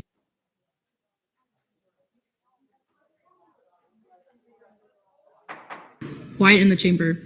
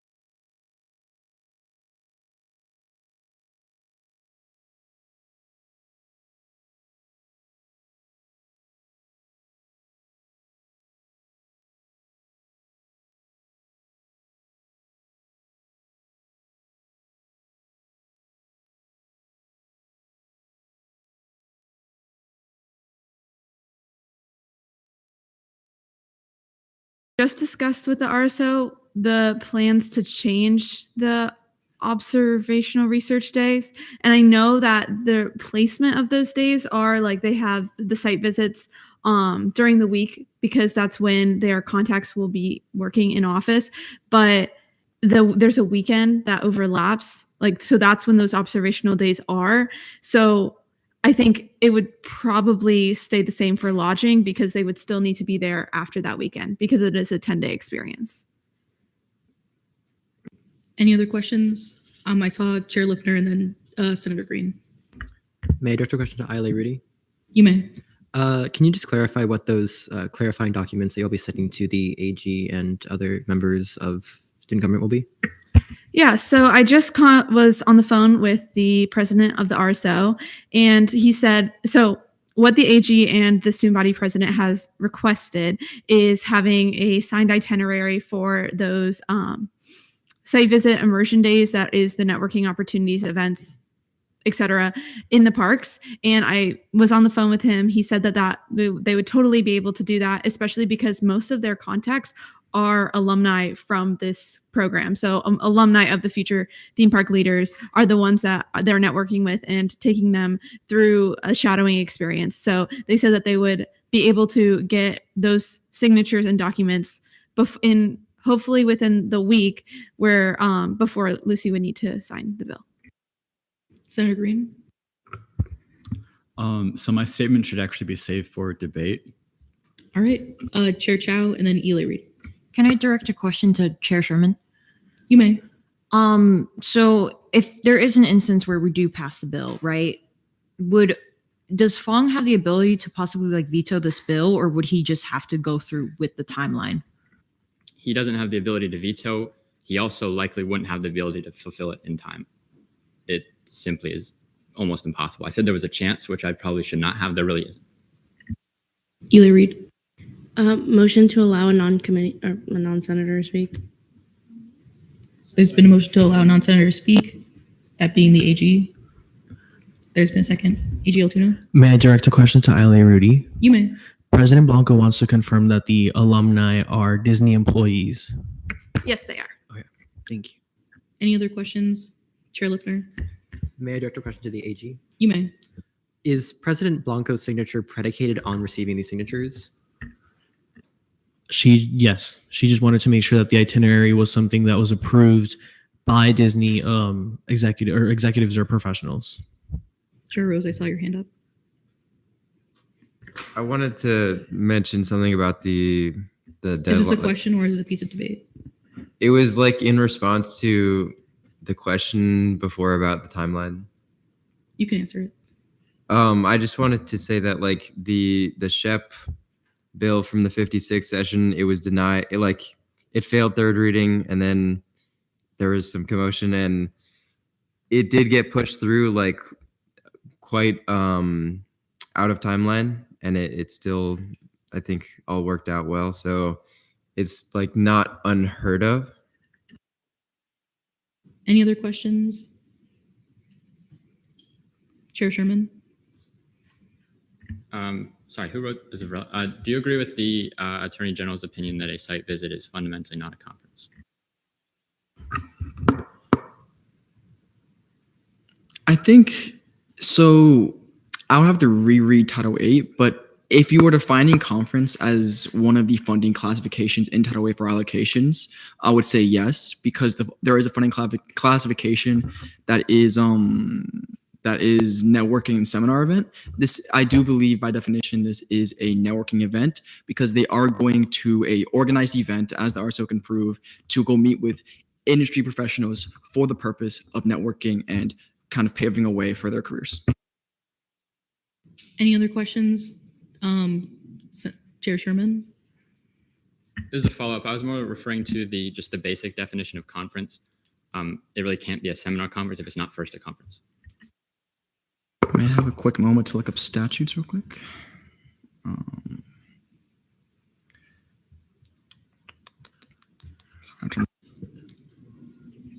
I'll come back to you. Chair Lipner, you had your hand up. Do you still have a question? Please come back to me. Aile Rudy.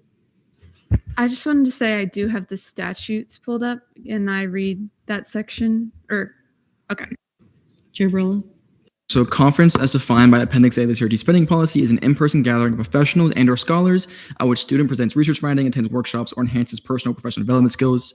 I believe this does fall under the definition of conference because this is a gathering of professionals in their industry to enhance their personal professional development skills by learning how a theme park is run and the logistics behind that. Any other questions? Chair Lipner. May I direct a question to the CRT chair? You may. Would you describe the IMO trip that we funded last meeting a conference? Yes, it's a service trip. Any other questions? Chair Lipner. So you're saying that it would enhance personal professional development skills besides not necessarily being a specific academic conference? Absolutely. And we have a specific category called a service trip, which it falls under. There is no category, that I believe this falls under. Any other questions? Seeing none, we're now in a period of debate. Chair Gaudio. So, regarding the Attorney General opinion and its thoughts were brought up during questioning, and so Mr. Chair, I would like to quickly address that Attorney General opinions are non-binding and that they are just that. They are opinions, and if this body disagrees with the thoughts of that opinion, we are free to do so.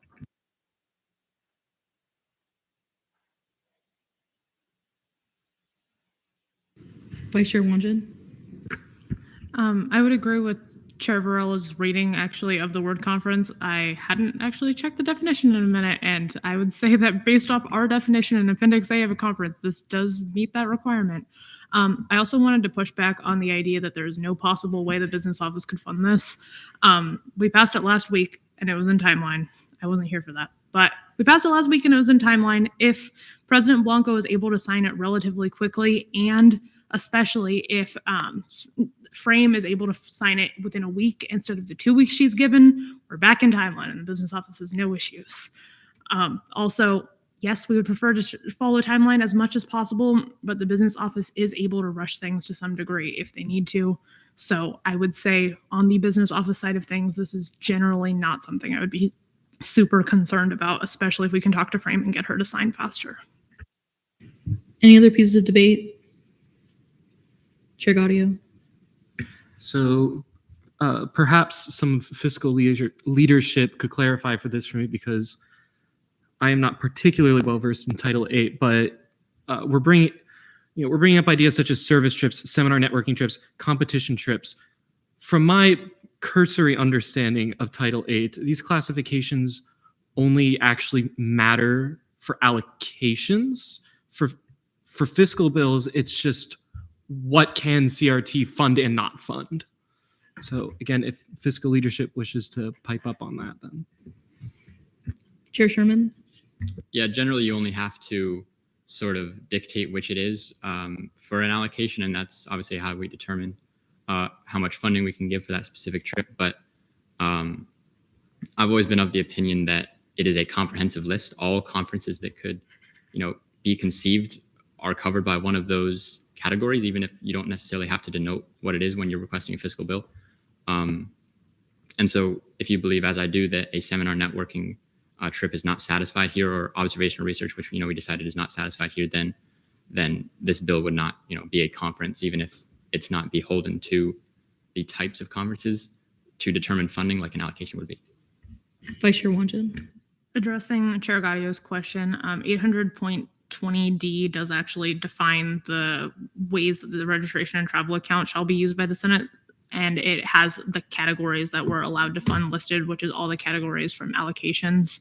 The one thing you could note is that there are no definitions except for allocations of what makes up that category. You could choose whether or not you believe that category definition should be applied for bills as well.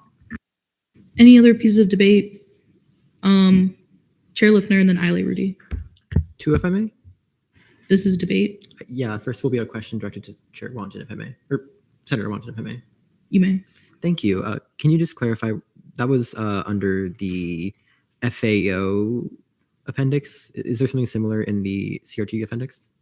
That's 800.20D. My bad. Not an appendix at all. In your piece of debate, Please come back to me while I read that. Eiley Rudy. I was going to ask to retain, so never mind. Are there any other pieces of debate? Senator Rodriguez. Move to vote. I will not see this. Oh, there's been a motion to vote in a second. Are there any objections? Seeing none, we're now in voting procedures. These are just as if we were seeing this on second reading normally. It's a normal vote. So I'll wait for the AG to return.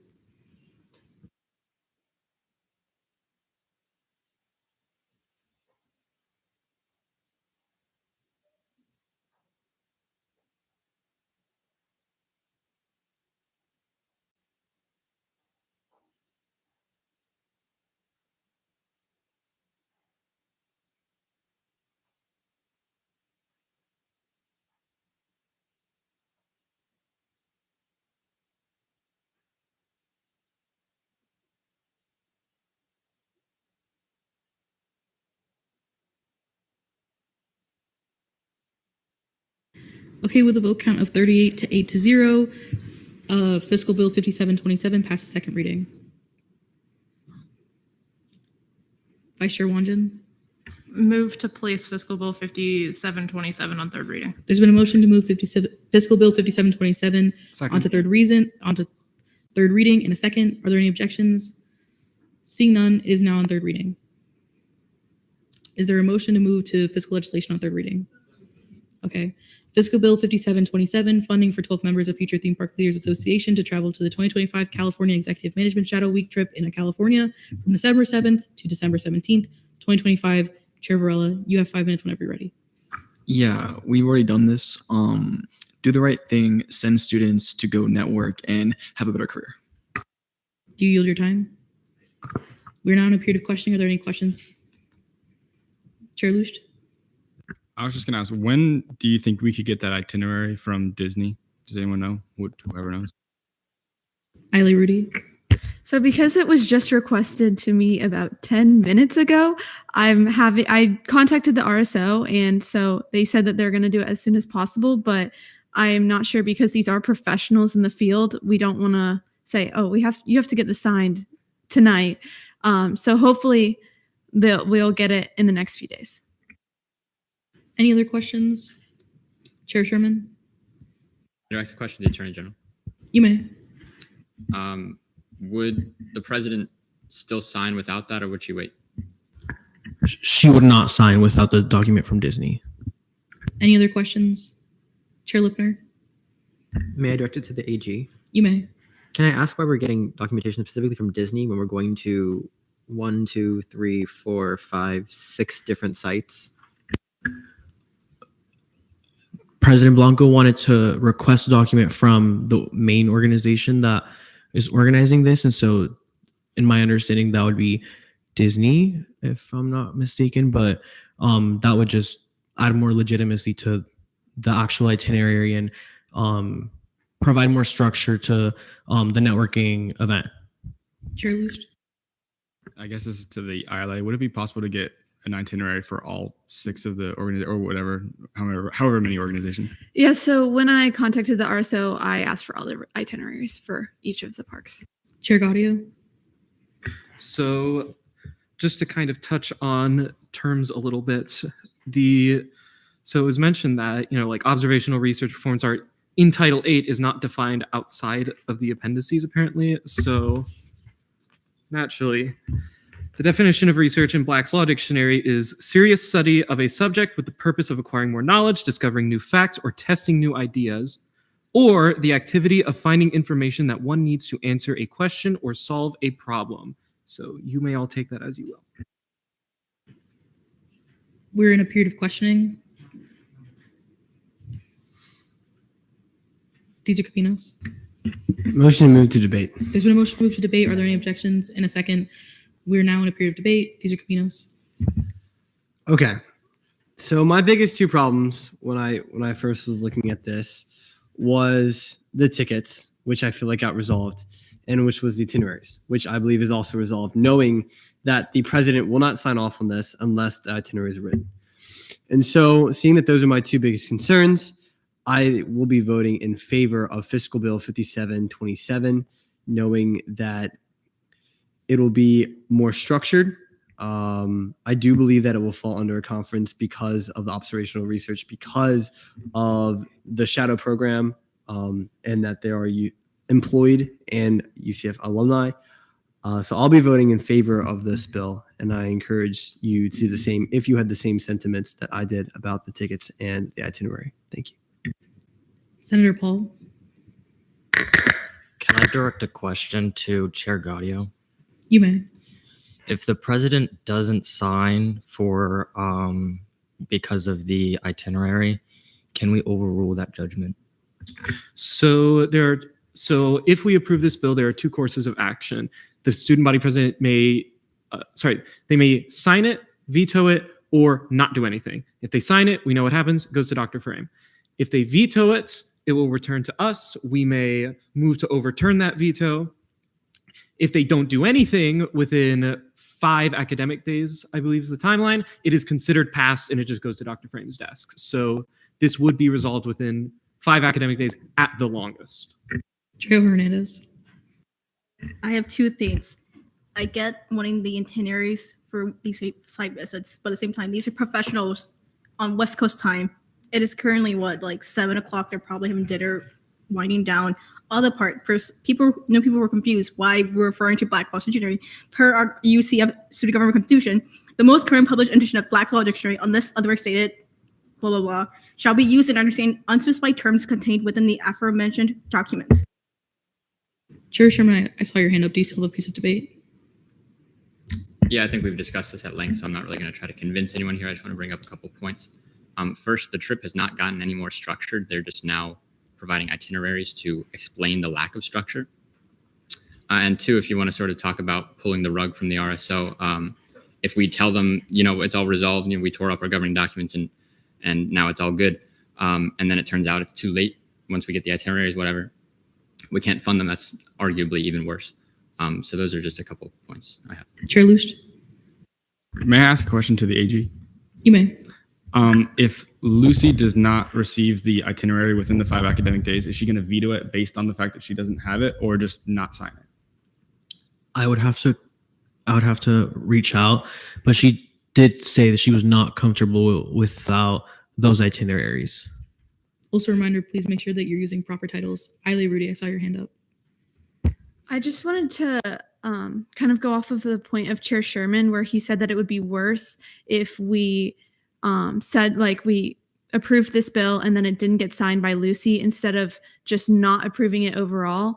That would be not even giving it a chance to be seen, not even getting the RSO a chance to get the itineraries, which we have never requested in the past, and we are giving them extremely short notice for. So I think if we had known about this, we could have gotten it, especially even if they had notified us during CRT on first reading, they would have had it in plenty of time. But because this is all being brought up at the very, very last minute, I don't think it should be expected of them to of us to just not approve the bill because of the timeline, because in essence, it is our fault. Chair Gaudio. Mr. Chair, I've been hearing a lot of sentiments regarding prior debate, and a lot of it seems to be hinging on the actions of the student body president. I fail to see why this body is considering the thoughts of the student body president at all. If they've said what they want, and if we decide to pass it, then it's solely in their hands.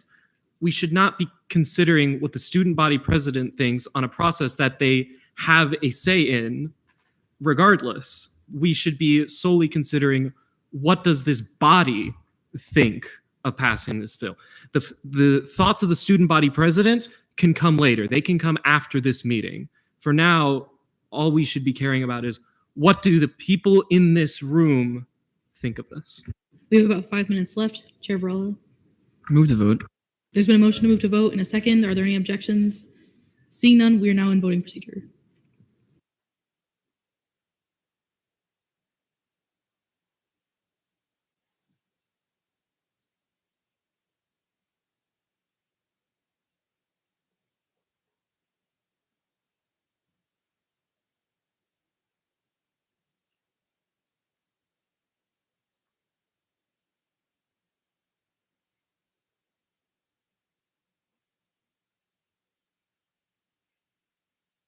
With a vote count of 37 to 8-0, Fiscal Bill 5727 passes third reading. Is there a motion to move to advisor's report? All right. So our lovely new student assistant is here. So she has an announcement to make.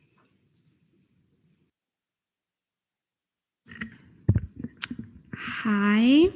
As you know, it's my second week and I'm so happy to be working with you. There's is a lot going on and I'm still catching up, so please be patient with me. But know that I'm here to help you. So if you have any questions, I'm here for you. I cannot wait to get to know everyone. And also, fun fact about me, I love singing. So if you have karaoke night, I'm down for it. Thank you. All right. Are there any questions? Okay. Seeing none. Miscellaneous business. To our new senators. Do you know which committee that you would like to be appointed to? I would like to be appointed to SAB. Okay. Do you mean SBA? Yeah, SBA. Okay. Sorry. I got it.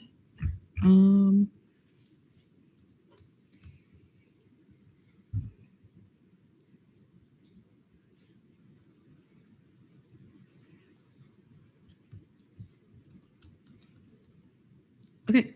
So resignations, none. Appointments, Gap, Senator McNulty. Oh, I hereby appoint Senator McNulty to Gap. I hereby appoint Senator Makadia to SBA. I hereby appoint Senator Callis to Latin Hispanic Caucus. I hereby appoint Chair Todarescu to the Disability Caucus.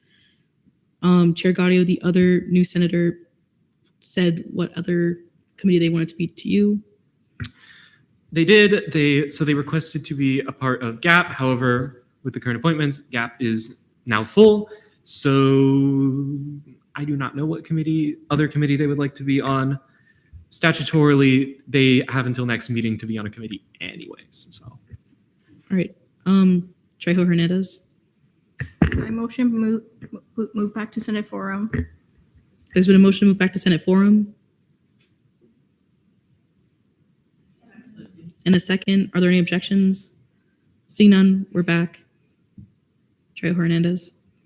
For those who are new to this session or people who just got appointed to session, you're wondering, why are we here for so long? Because usually we get out early. That is true. But at the same time, technically we're here until we're done with business or until we get kicked out of student union, which is 11:59. So back in my day, we here until midnight. We're kicked out.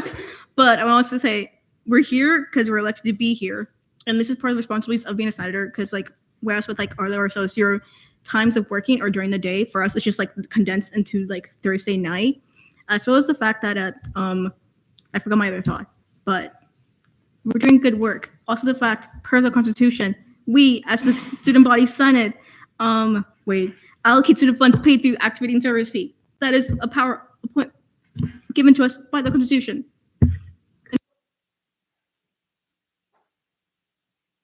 Senator Metellus. Okay, I meant to put this in there earlier. Just real quick, I'm running for a homecoming king next week. Voting opens, thank you. Voting opens Monday on my CF at 8 a.m. I would love and appreciate your vote. Thank you. Chair Lipner. I believe we have to suspend the rules in order to allow the timeline to be fixed for the fiscal bill that we just passed. So I'm going to motion to do that. There's been a motion. What are you suspending? Senate rules relevant to the timeline. Thank you. Did we already do that? I thought we had the vote on that before we even saw the bill.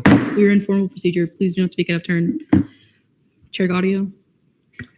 So everyone in here can have their own interpret. My interpretation of this is that when we saw the fiscal bill, put it forward and approved it, because it was never brought. Nobody ever objected saying, "Hey, this is out of timeline." There was unanimous consent that we're just going to waive the timeline. That is my interpretation. If you all disagree, go for it. Vice Chair Wanjin. Can we just vote on it so that nobody has an AG opinion and overturns this? Yes, we can vote on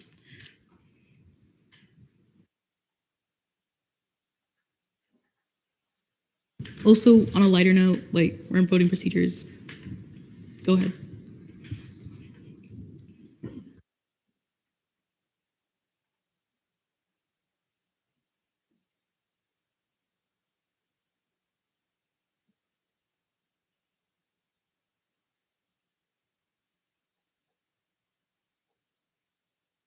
With a vote of 39 to 7 to 0, we have suspended the fiscal timeline for fiscal bill 5727. Okay, so on a lighter note, if you guys do not know, tomorrow is our Senate President's birthday. So I was going to call her and then we could sing her happy birthday since she's in West Virginia. So if you guys give me a second, I'll FaceTime her so that she can see you all. We're in Senate forum, it should be fine. I did text her. Oh, hi, Kirsten. Okay, are you guys ready? Okay, 3, 2, 1.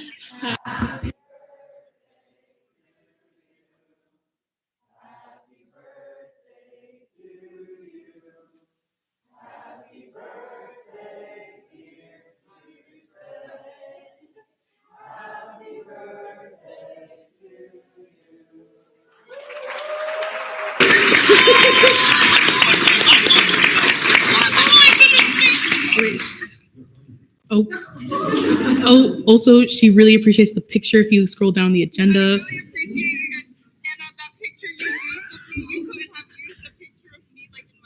Okay, so she's crying.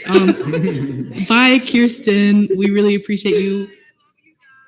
We love you too. She said that she loves you guys, but thank you. I just wanted to do, that was a little silly, but Trejo Hernandez.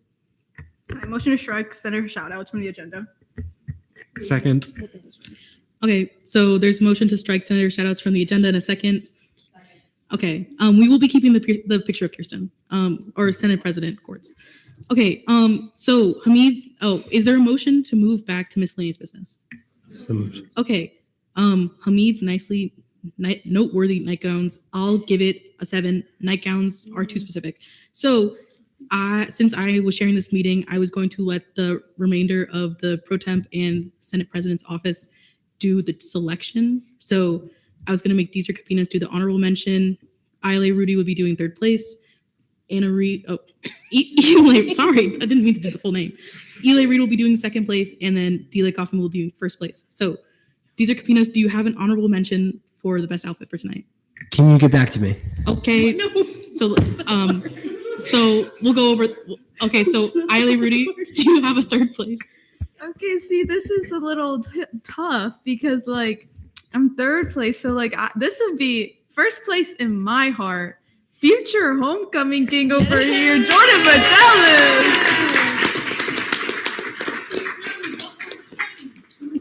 Okay, Eli Reed, 2nd place. Or I guess 1st place in your heart. Everyone's 1st place in my heart. Just kidding. I'm gonna have to go with Mila for that really nice top you have on. Can we get a spin, please? Thank you. Okay, Delia Kaufman, 1st place. This is a really big deal. Oh wait, I have Deezer honorable Capinas. mention if we want to do that for the first. Okay. who's your honorable mention? I want to give an honorable mention to our new Senator Akadia. I think you have a great outfit. I love it in it. If you want to do a twirl, if you want to do a spin, show off the outlet, you can if you feel comfortable. Very nice. Okay, Delia Kaufman, 1st place. All right. I promise I'm not biased, guys, for what I'm about to say. But look at the suit that Deezer Capinos is wearing over here.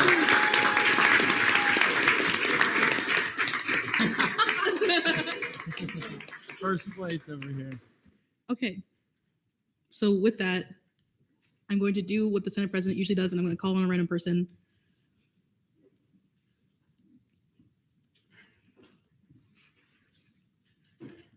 Senator Ariza. Motion to adjourn pending final roll call. There's been a motion to adjourn pending final roll call. In a second. Okay. We are now final roll call, Chair Gaudio. All right, folks. Remember, now, don't pack yet. Thank you. All righty. Luke Paul. Present. Anna Reed. Present. Olivia Smith. Present. Casimiro. Collis. Present. Ariza. Present. Cabanos. Present. Oh, wait, hang on. I just. Sorry. All right. Lim. Present. Tison. Present. Sadvika. Scott. Chow. Present. Jane. Sherman. Present. Danae Smith. Present. Ali. Present. D. Malik. Present. Orwella. Present. Hamid. Present. Kaufman. Present. Lucht. Present. Metellus. Present. McNulty. Present. Procasa. Present. Rose. Present. Rudy. Present. Jay Hernandez. Present. Hang on, wait. I have it written down. Sorry, guys, it's not on the thing yet. So there we go. Al Harak, Fawcett, Riggett. I am here. Chauhan, Escobar. Present. Hang on. Makadia. Present. Rodriguez. Present. Wanjan. Present. Hassanin. Present. Green. Present. Wynn. Present. Bonaventure. Perez. Present. Alcuda. Present. Banesh. Present. Candeloro. Present. Courts. Jones. Present. Leon. Present. Matthews. McRae. Present. Nursimadevra. Present. Renda. Present. Connolly. Present. Simmons. Present. Tudorescu. Present. Varela. Present. Zivin. Present. Lipner. Present. 45 out of 50. Wait. 8. With that, I hereby adjourn this meeting at 10:24 p.m. Goodbye, everyone.